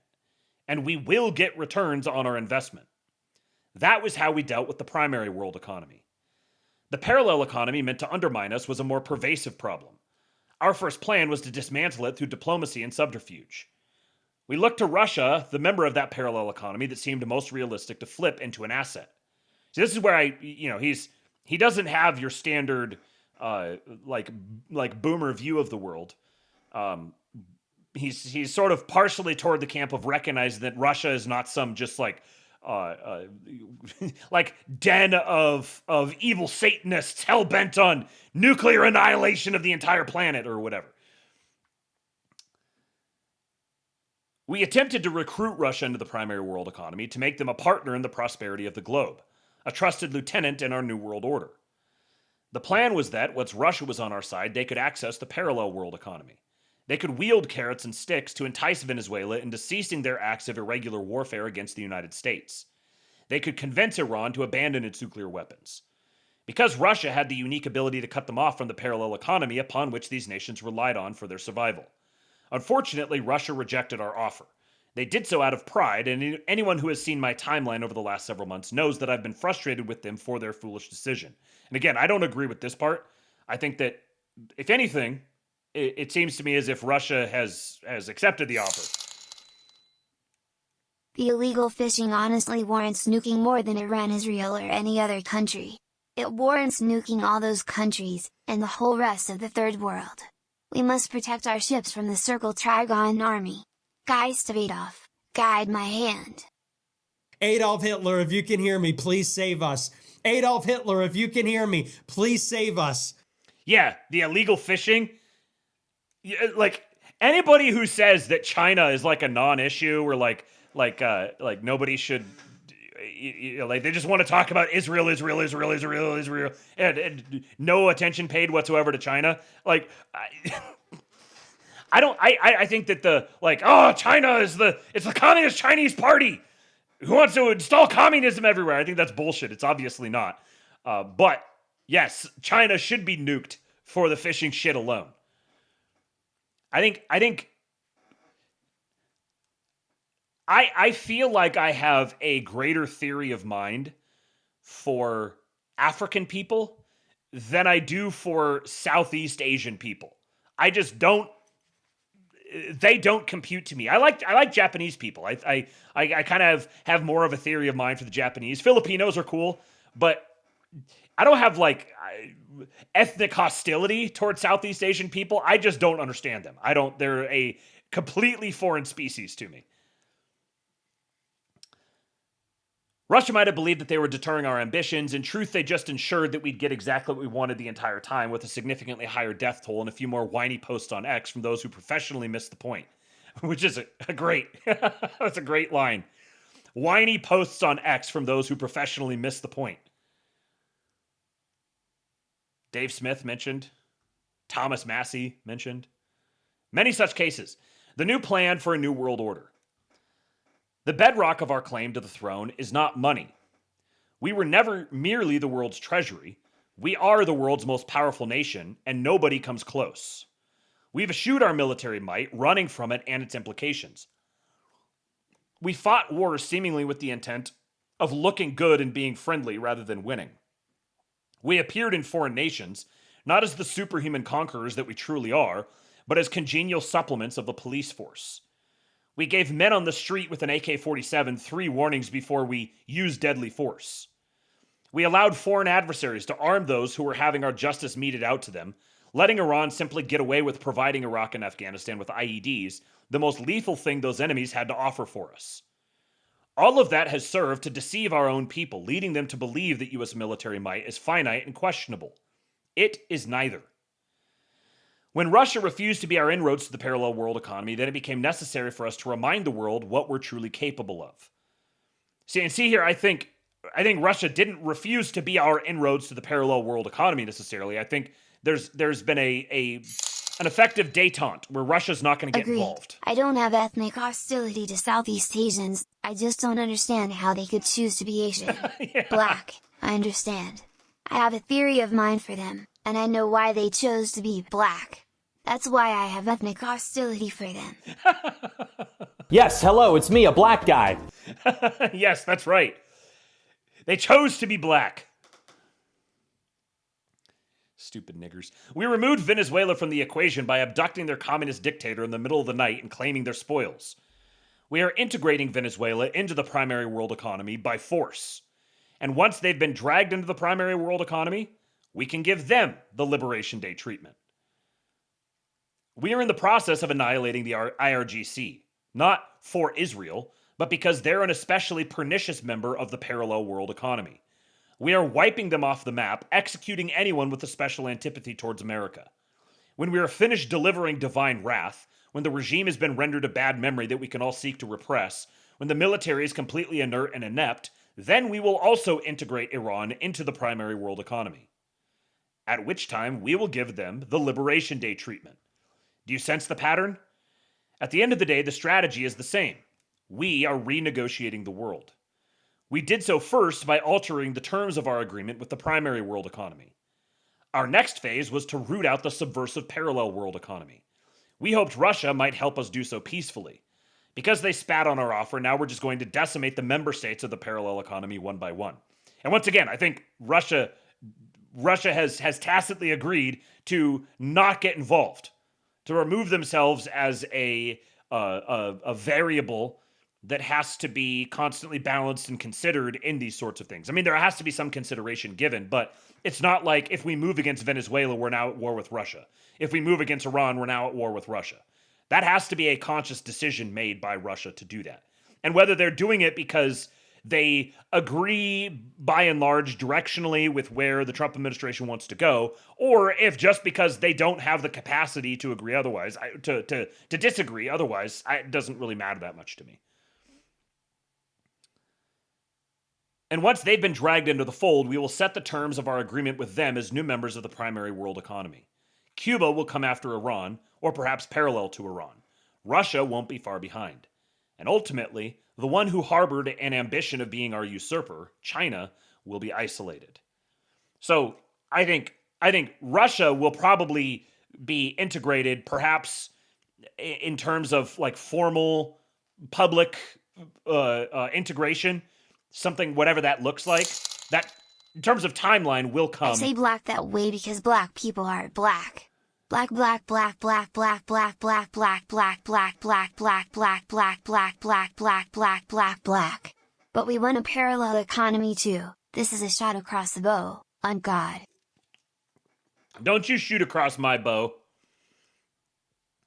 Justine. Tormenting me with blacks. How dare you? You filthy Democrat! But I do think, yes, Cuba will come after Iran or parallel to Iran. And then another consideration here is Turkey. And that's what will be very interesting once things with Turkey start coming to a head more. But I do believe that there is a time coming where Russia will be more formally, publicly integrated versus just doing these like back channel things. Let's see. I've got a couple more things I wanted to hit here. What time is it? We're at 3 hour mark, 1:30. Okay. Let's get through this. From Apple Lamps. It's a pretty good long post here. I'm asking you to hold the line. Not because the president is infallible. He's not. Nobody is. But because the logic is sound. You cannot build a fortress of peace on a foundation of unresolved threats. You have to clear the ground first. That's what's happening. The question you have to ask, the honest question, not the Tucker question, not the Marjorie question, the real question is this. Could Donald Trump have achieved a permanent, lasting America First posture, the real doctrine, the thing we all voted for, without first clearing the board of the existential threats that previous administrations allowed to metastasize for decades? The answer is no. And everybody who is being honest with themselves knows it's no. Let me take you through it because the details matter. They always matter with this president. He doesn't do anything by accident. People think he's impulsive. The media loves that narrative. Trump is impulsive. Trump is chaotic. But look at the timeline. Look at how this actually played out. Venezuela, the Western Hemisphere first. Trump didn't wake up one morning and decide to grab Maduro. This was months in the making. Years, actually, if you go back to his first term, when the Justice Department indicted Maduro on narco-terrorism charges in March of 2020. Nobody did anything about it then. The indictment just sat there. Biden recognized the opposition candidate, Edmundo Gonzalez, as the legitimate president after the stolen 2024 election, and then did absolutely nothing about it. Nothing. Just a statement. Trump came back and started squeezing. Designated Tren de Aragua as a foreign terrorist organization on day one. Designated the Cartel of the Suns, which Maduro basically ran, as an FTO in July. Started a maritime blockade of sanctioned oil tankers in December of 2025. And the whole time, by the way, he was offering Maduro off-ramps. Multiple off-ramps. Rubio was negotiating. There were back channels through Qatar. The Rodriguez siblings, Delcy and Jorge, were apparently trying to work out a deal where Maduro would go into exile. But Maduro wouldn't go. He thought he could wait it out. He was wrong. January 2, 2026, the operation launched. Special forces went in under cover of night. Army Warrant Officer 5, Eric Slover, flew the lead Chinook into Maduro's military fortress. 83 people died, including 32 Cuban soldiers who were stationed there. And by the way, what were Cuban soldiers doing in Venezuela? Think about that. Cuban soldiers protecting a Venezuelan dictator. That tells you everything about the network that had to be broken. Maduro is now in federal custody in New York. Delcy Rodriguez is the interim president, cooperating with our government. We're marketing Venezuelan oil on global markets. The largest proven oil reserves on the planet, 300 billion barrels, bigger than Saudi Arabia, are no longer being used to fund narco-terrorism and Cuban communism. They're being used to benefit the American people and the Venezuelan people. Now, was that regime change? Technically, yes. But here's the critical difference, and this is what separates what Trump did from what Bush did in Iraq, what Obama did in Libya, what the whole rotten establishment has done for 25 years. Trump did not invade Venezuela. He did not send 150,000 troops. He did not dissolve the Venezuelan state. He didn't fire every government employee and disband the security forces like Paul Bremer did in Iraq, which was the single stupidest decision in the history of American foreign policy, by the way. Single stupidest decision.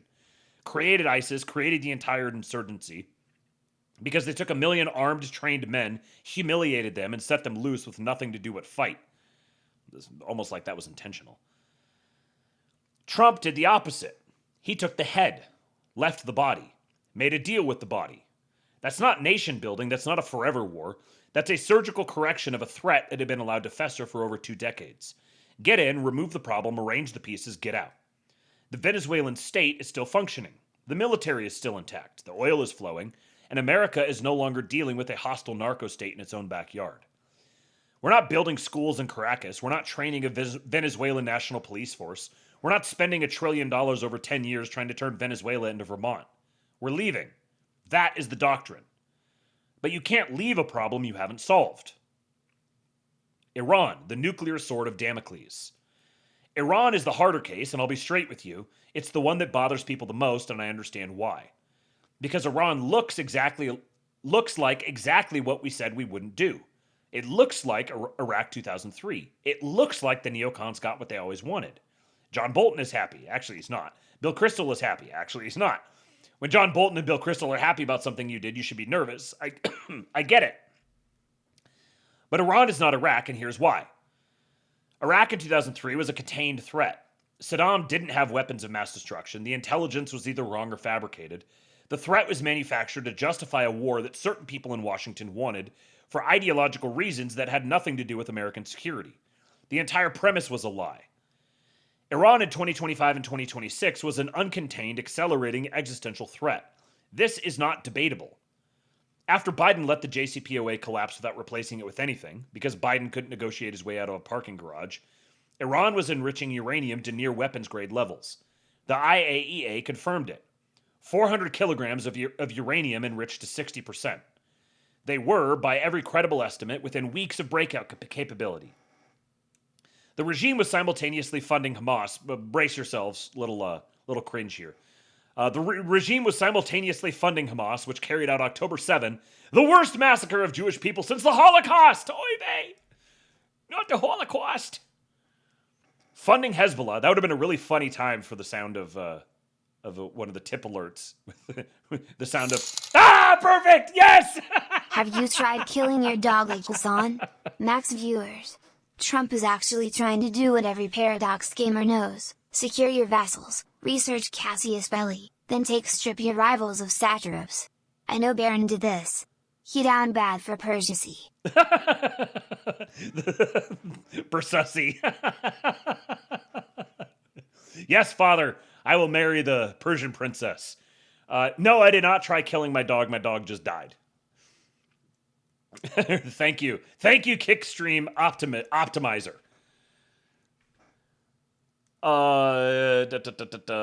Funding Hezbollah, funding the Houthis who were attacking global shipping in the Red Sea, and funding proxy wars across the entire Middle East. Trump tried diplomacy first, and this is the part that everyone who's screaming betrayal conveniently forgets. He wrote a letter to Khamenei in March of 2025 offering negotiations. He sent Steve Witkoff to Oman for multiple rounds of talks. 5 rounds of talks. 5. Khamenei wouldn't take the deal. They were offered sanctions relief, normalization, the whole package, in exchange for dismantling the nuclear program. They said no. They kept enriching. And I can hear people who say, well, who cares if they send people there to talk? Nobody's going to trust them because of how Americans have acted in the past or whatever. So even if they were engaging in good faith, Iran has no reason to believe that. Let's take the side of the Iranians here. And, okay. So that was a really bad strategic miscalculation by the Iranians. Because, this was their option. Their option was trust that we are negotiating in good faith, because this is what negotiating is. At a certain point, you have to trust that the people you're talking to are negotiating in good faith, especially when the alternative is your office is going to get bombed and you're going to get vaporized. You could talk about how unfair it is all you want, and I will just say, welcome to living in the world. Would you like a cookie? So in June 2025, during the 12-day war with Israel, Trump sent B-2 bombers. Doritos in the chat. 7 of them flying 18 hours straight from Missouri and dropped bunker buster bombs on Fordow, Natanz, and Isfahan, the 3 main enrichment sites, obliterated, set the program back years, and then he said, now is the time for peace. And what did Iran do? They tried to rebuild. They kicked out the IAEA inspectors. They refused to let anyone verify what happened to their uranium stockpiles. They kept developing missiles. The regime, Khamenei specifically, made the calculation that he could outlast Trump, rebuild the program, and eventually get the bomb anyway. That calculation ended on February 28, 2026, when a precision strike killed Khamenei at his own residence during a meeting of senior officials. Gone. The defense minister, the IRGC commander, the secretary of the Security Council, all gone. 48 senior leaders taken out, according to the president. And in the streets of Tehran, this is the part the media doesn't want to show you, people were celebrating, dancing, cheering. Because the Iranian people have been hostages of this regime since 1979, and they know exactly what it is. The cost of war is horrific, and anyone who pretends there's a way to do this without innocent people dying is lying to you. The president didn't lie about it. He said in his own address, the lives of courageous American heroes may be lost, and we may have casualties That often happens in war. He's telling you the truth. The question isn't whether people will die. People were already dying under the regime, and the protest the regime crushed by killing over 7,000 people in January alone. The question is whether the outcome justifies the cost. And the outcome, the permanent elimination of the Iranian nuclear threat, the destruction of the world's #1 state sponsor of terror, the liberation of 88 million people from a medieval theocracy, is worth it. It has to be. Because the alternative was a nuclear-armed Iran, and a nuclear-armed Iran means the end of everything we're trying to build. And I'm sorry, if you are arguing to me that a nuclear-armed Iran is not of the United States' concern, I cannot take you seriously, especially if you want to fashion yourself as some sort of uber-based white nationalist. Cuba. Gravity does the work. Cuba is the proof that the doctrine works even when you don't fire a shot. Nobody invaded Cuba. Nobody bombed Havana. Trump simply cut the lifeline. When Maduro fell, the Venezuelan oil that kept Cuba alive disappeared. When Trump signed the executive order on January 29, threatening tariffs on any country that sells oil to Cuba, Mexico, which supplied 44% of Cuba's oil, suspended shipments. Or, hear me out, we let them get a bomb and then let them use it on Israel. That would have been the real gamer move. 10,000-year Trump and reek. A real Aryan victory for all Aryans. Thank you to our Iranian brothers. Their death will ensure victory. HH. I'm a human nigger going hard as fuck. There you go. No, see, the problem with that is that deprives us of the opportunity to be the ones who use the nuke on Israel. How about throw the Uno reverse card at you? What do you do with that? Shout out to Mango Mussolini, who just followed the channel. Sounds like a patriot is inbound. Russia called the situation truly critical, but hasn't sent a tanker. China made sympathetic noises, but hasn't delivered fuel. And now Cuba is collapsing under its own weight. 89% of families in extreme poverty, schools suspended, hospitals losing power, airlines canceling flights because there's no jet fuel. The regime can't even run garbage trucks. This is what 67 years of communism looks like when nobody's willing to subsidize it anymore. Trump's approach? Make a deal before it's too late. He's talking to people inside the Cuban system, including reportedly Raul Castro's grandson. Rubio, who understands Cuba better than anyone in government, is leading the effort. The terms haven't been made public, but the logic is obvious. Open the economy, release political prisoners, hold elections, or watch the lights go out for good. No Marines, no occupation, just leverage, applied from a position of absolute economic dominance, and the patience to let gravity do what gravity does. So here's where it all comes together. Here's the part where you have to step back and look at the board. The whole board, not just the square you're standing on. Before January of 2025, the Western Hemisphere contained a hostile narco state with the world's largest oil reserves, a communist holdout that served as a forward base for Russian and Chinese influence 90 miles from Florida, and a Middle Eastern theocracy with an active nuclear weapons program that was funding terror organizations across 3 continents. Those were not theoretical threats. They were active, operational, escalating threats that any future president of either party would have had to deal with eventually. The question was never whether to deal with them. The question was how. And the 25-year answer from the foreign policy establishment, sanctions that didn't work, diplomacy that got played, nation building that wasted trillions, forever wars that killed thousands, had been tried and had failed catastrophically. Iraq proved it, Afghanistan proved it, and Libya proved it. What Trump has done in 60 days, Maduro captured, Khamenei killed, Cuba strangled in negotiation, is not a betrayal of the America First doctrine. It is the precondition for the doctrine. It's the thing that has to happen once so that it never has to happen again. Think of it this way. If you inherit a house with a flooded basement, a collapsing roof, and a gas leak, you don't get to say, I'm a low-maintenance homeowner and sit on the porch. You have to fix the emergencies first. Rip out the pipes, replace the roof, seal the gas line. It's expensive, it's messy. People are going to say, I thought you said this would be a quiet house. And you say, it will be after I fix the things that are about to kill us. That's what the second term has been. Emergency triage on a world that was handed to this president in a state of active decay. Not by accident, not by fate, but by the deliberate incompetence of everyone who came before. Or I would say the deliberate malevolence. The Trump doctrine, the real permanent version, is still coming. It's not the only thing. And it will look exactly like what you voted for. No permanent troop deployments in Caracas, no American military governor in Tehran, no nation building, no democracy exporting, no trillion-dollar reconstruction funds. Get in, fix the emergency, arrange cooperative locals to run things in a direction that doesn't threaten America. Get out. Venezuela is already on that track. The oil deal was signed within days of Maduro's capture. Delcy Rodriguez is cooperating. American companies are investing.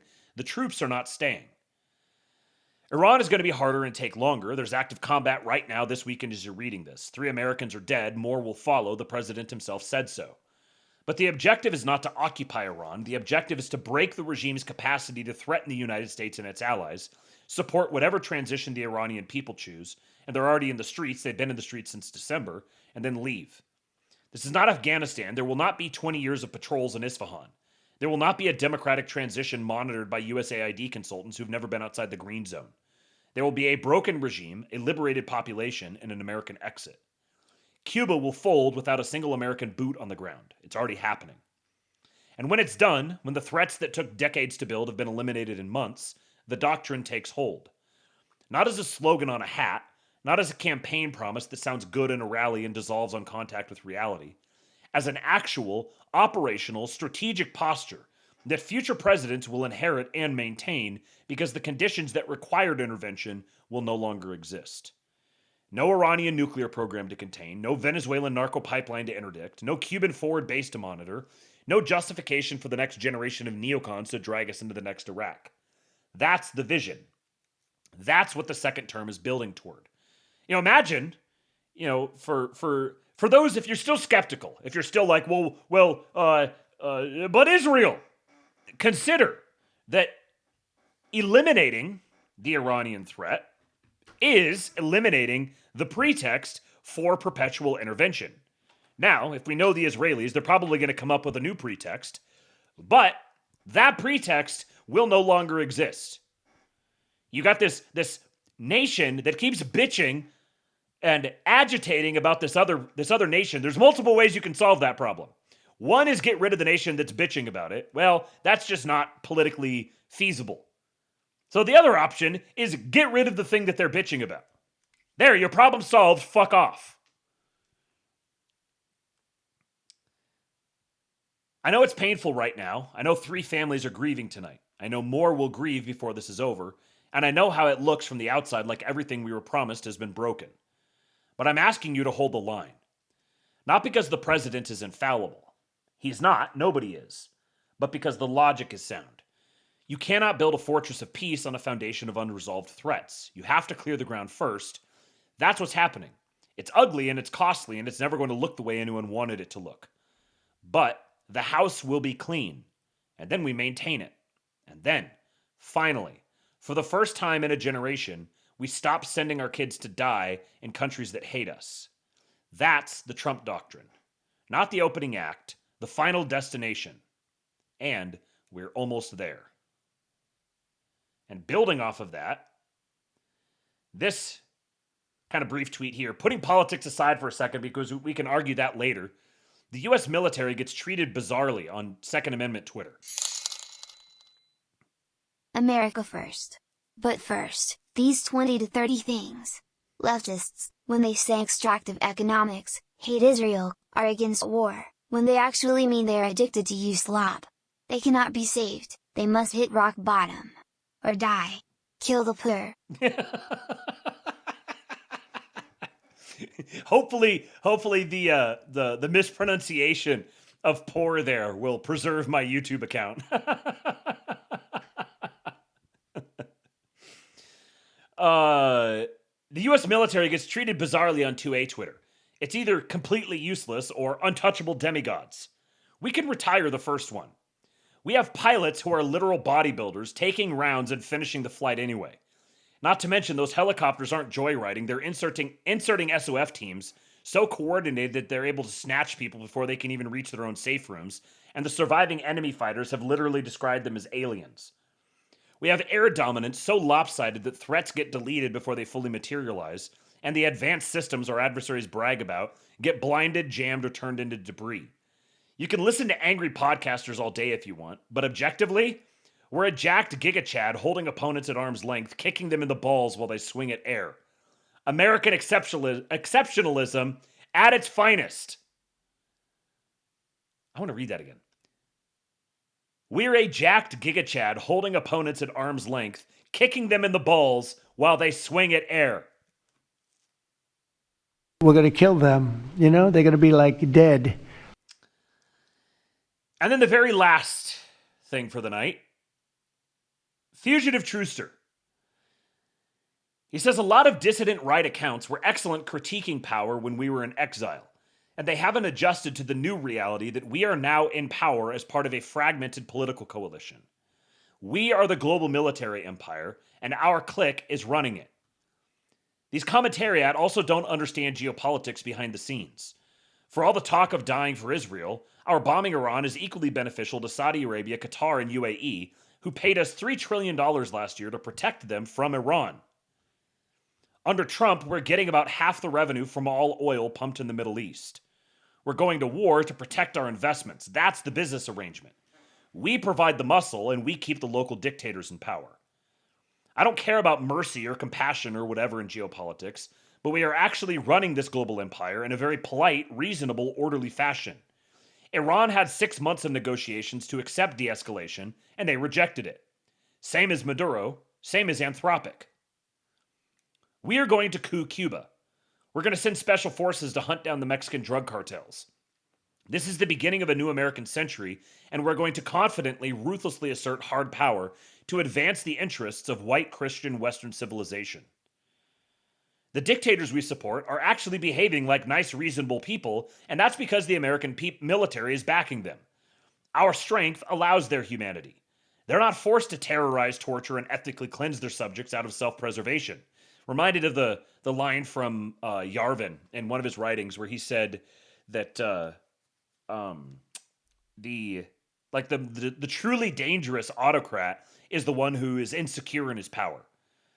When you have a dictator or a king or whatever, if he's actually secure in his power, that makes him less violent and less prone to slaughtering his people or acting ruthlessly and terrorizing and torturing people and such. And so like the Ayatollah could have continued to be an autocratic religious leader. He just needed to play ball with the United States. This is what American empire looks like with our colony. Everyone is getting rich together. We're all politely talking it out. The alternative is horrific barbarism or allowing Russia or China to step into the vacuum. Trump is the master. Watch and learn how the game is played. There you have the Chris Wright, the energy secretary, with Delcy Rodriguez, the now president in Venezuela. And Solianath here says, I think a better, more accurate framing is, the DR was excellent at critiquing power from exile, but many haven't adjusted to being near the ear of power.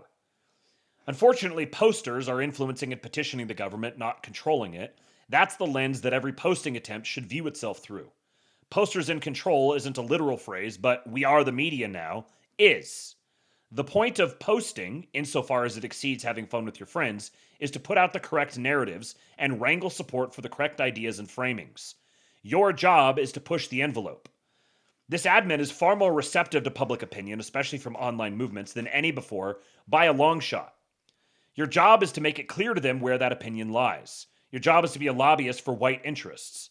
And actually, that's far more effective than being an influencer, aka a pundit, and either critiquing or praising the government.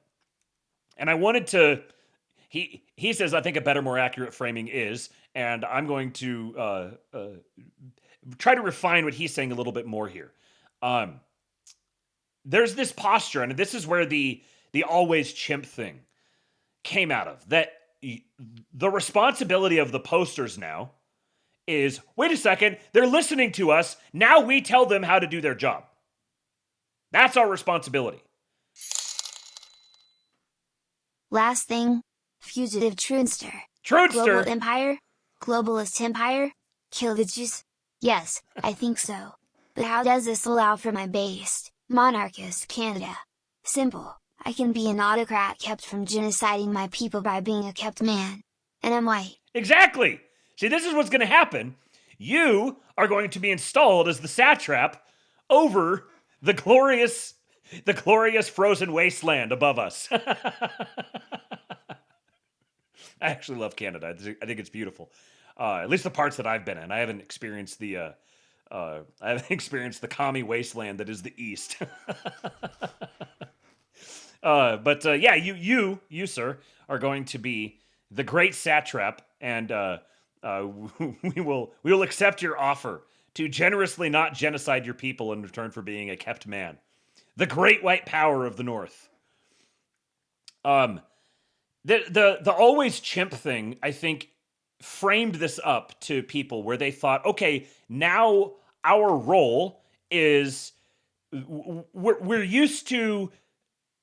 The posters know how the world works. They understand what's going on. They got the real politic thing. You know, we understand history. We understand power politics. We've identified the managerial revolution and all these sorts of things. And the politicians, the people in power, they're retarded. Because this is how it's been like my entire life. If you see someone, a politician, a cabinet secretary, some influential policymaker, more than often, they're retarded. They're stupid, corrupt, retarded, whatever. But what has happened over the past couple of years is a new class of, it's like governor, broadly speaking, a new class of policymaker, a new class of politician has begun to emerge.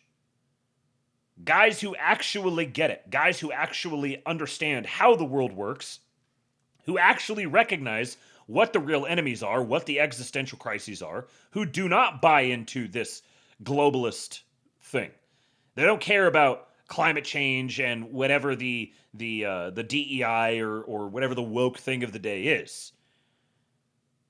And yet, all of the posters haven't updated their software to recognize the new state of the ruling establishment. That's not to say that there are not retards who are still in positions of power, but there's this latent misconception, I think, that the role of the poster is to hold the government accountable, is to teach them how to work, tell them the things that matter, tell them what needs to happen, give them instructions and wait for them to obey your instructions. No, that's not how the power flows.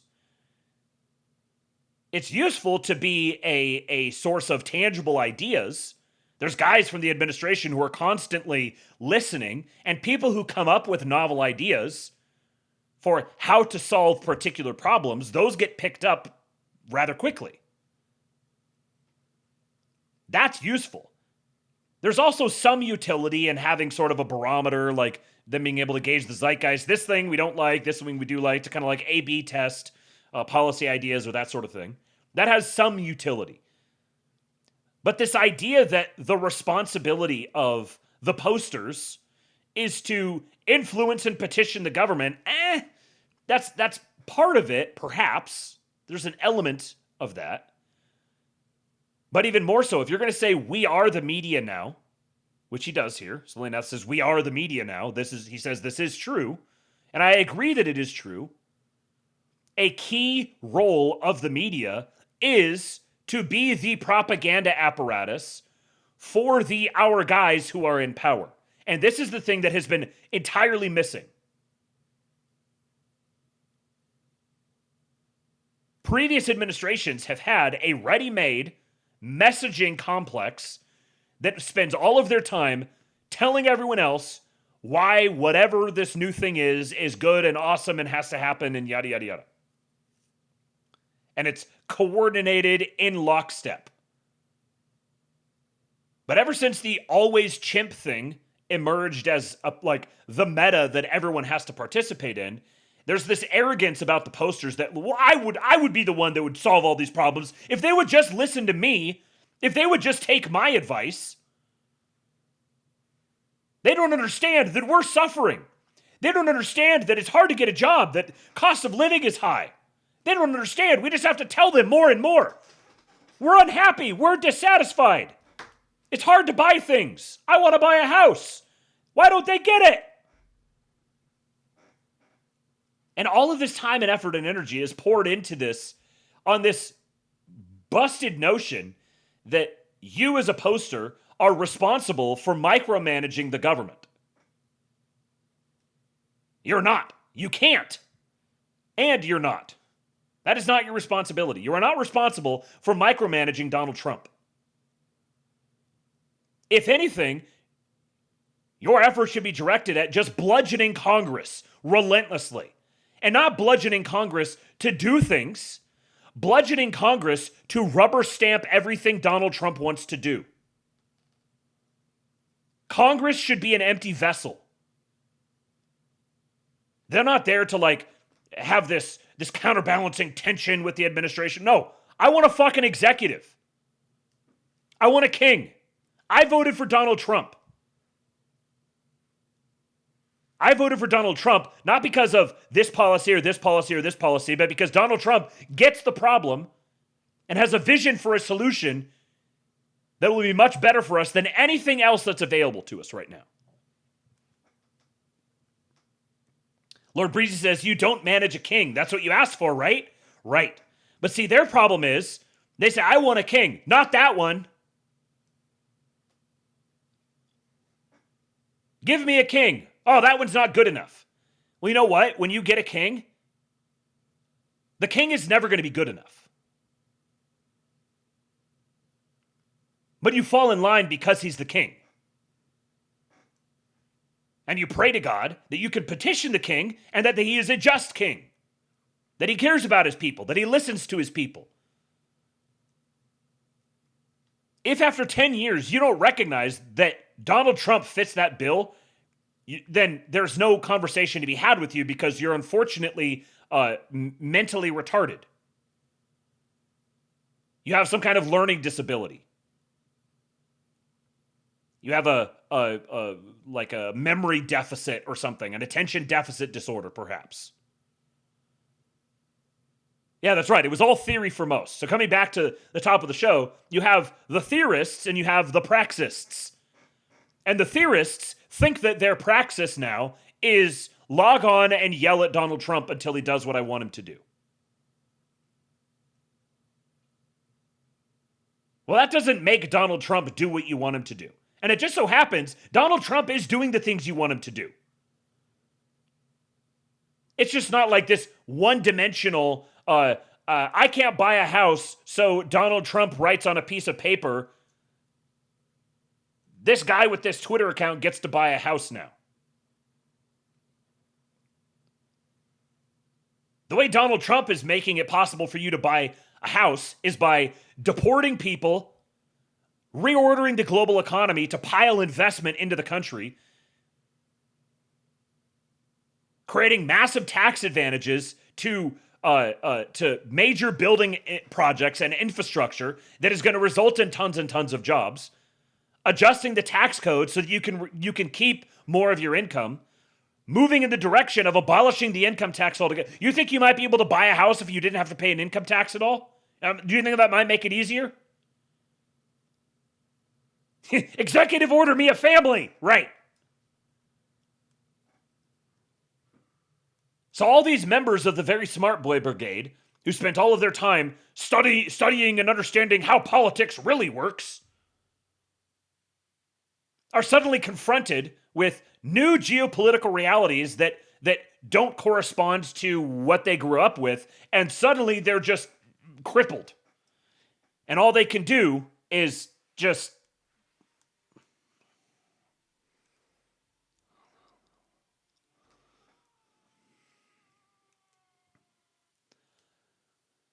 John Doyle made this point. This is the last thing I'll say tonight. John Doyle made this point right after Charlie Kirk was assassinated. He said that the single most important, unique thing that Charlie provided was the recognition and acting upon the recognition that his job was to communicate to everyone else why Donald Trump is the man of the hour, why Donald Trump is the man to align behind, why every single thing that Donald Trump does is good and proper and appropriate and you should support it, And we need to give Donald Trump more power to do more things. That was the most important thing that Charlie Kirk did in public. And the loss of Charlie Kirk meant that there's a huge void there. You could call it like the whip in Congress. You have the guy whose job is to go whip all the members of Congress and draw them into alignment with the chosen order of the day. If the dissident right, if the online right, the aspiring influencers, the people who want to hold Trump accountable, if they actually want to do something of value to make it more possible that we get more good things from the Trump administration and the political movement and trajectory that he's established, what you can do is become the tastemaker for everyone else. Just as a matter of pragmatism. It doesn't need to be true that literally everything Donald Trump does is good and right, like obviously. But as a whole, the entire package, particularly taken up against all available alternatives, is the one option for us. And what we need is we need everyone to fall in line behind him so that he can do the things that we want him to do. You have to have that first. He needs the political support. This is the nature of the world that we live in. Political realities are realities no matter how you feel about them. And just like the Ayatollah got himself vaporized because he wouldn't trust the process, you too must trust it. Chimps. Chimping is the petitioning of the internet age. Ooh ah. Executive order me a war bride. 5 feet 1 inch, Gattaca Hoppa, with a caring dad and a drive to win with joy. Cute, obedient, into bananas and casual brutality. We vote. That was we vote. We vote. If you want to call chimping petitioning, then you ought to chimp in a petitioning manner, not in a hysterical, neurotic, just like placing an order at a drive-through and then yelling because they messed up your order or they didn't get it to you fast enough or whatever. We've seen extraordinary success with people who go learn a particular niche aspect of, I don't know, like immigration law or something like that, and delineate a course of action and offer themselves up in service of that course of action. Those things get picked up. You can go get yourself a government contract to go solve a problem. But if it's just, here's why this thing is bad and wrong. Here's why this isn't perfect. Yet again, it's not the perfect thing. Yet again, it's the thing that isn't happening in the order I expected it to. Yet again, this is insufficient. There's such potential in the collective brain power of the so-called dissident right that has been sacrificed on the altar of being complete and utter neurotic retards that could be directed productively toward actually solving these problems. But really what that means is if you want to get involved in actually solving the problems rather than just demanding abstractly that someone else fix it, who are the people who say fix it? If your meta has become just demanding that someone else solve the problems, you don't provide value to anyone. You might have to be like an entertainer or something. But then recognize that you're just like, you're a blogger. You're a niche, you are a chimp. Like you're there to dance and entertain people. You're not actually a real serious political operative. You're not a mover and a shaker. You're not solving any problems. You're just entertaining. There's ample opportunity for people who want to put their own skin in the game and take risks. But that's going to extend beyond just firing off emotional diarrhea in the form of posts on x.com. And that's all I've got for you guys tonight. I will miss you. I will miss you over the next week. But I will be back. I will return. I'm going to go up and be in the environment near my president. I'm not actually going into DC this time, but I will be up there. Let me see. Any other things that I need to say before I leave? Join the King Pill Discord if you want to talk to me.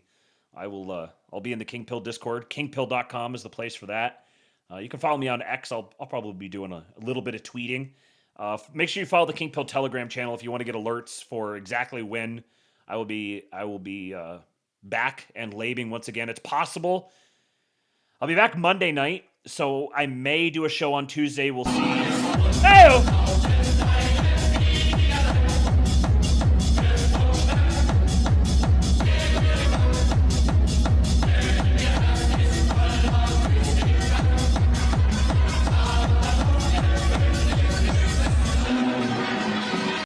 Chimping is just hyper-optimized.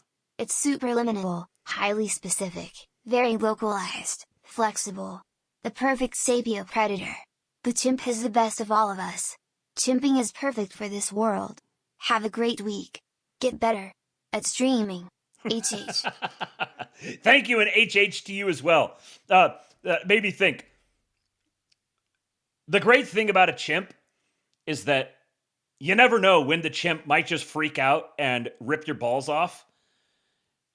And what we've been stuck with is a bunch of chimps who constantly threaten to freak out and rip their own balls off. Would that we had a class of chimps who might actually rip the balls off of someone else, metaphorically speaking, of course. Thank you, my kick streamer optimizer. Cheeky says, if you're doomer filth, at least just start a private OGC thing and focus on localism and never speaking on national politics again. Yes. If you're like, we're not voting our way out of this, there is no political solution, we need to focus on local action, then your focus needs to be on local action. Check out of national politics altogether.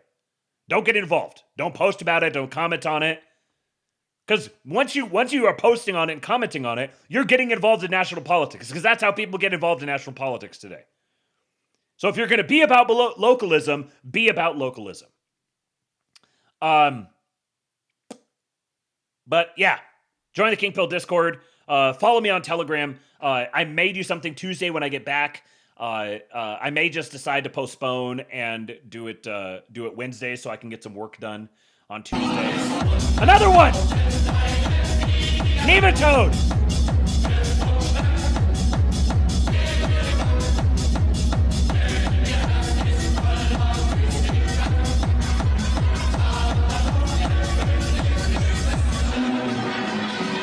Pocket money for DC. Thank you, sir. That's the next thing I was going to say is please do think of me while I'm gone, because in leaving, I am also foregoing income for the time that I am gone. Well, when I'm not streaming, I'm not making money. So please do feel free to go to tips.kingpill.com at any time. I'll make sure that your alerts get played when I get back.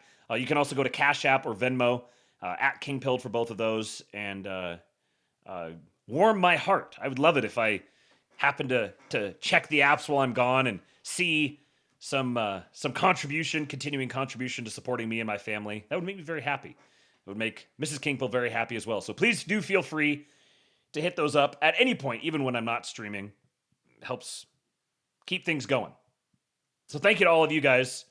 Make sure you download the EWBSX app and be prepared for exciting things to come on that front. And I will see you guys next week. For now, I leave you with Hulk. When they took a shot at my hero and they tried to kill the next president of the United States, enough was enough. And I said,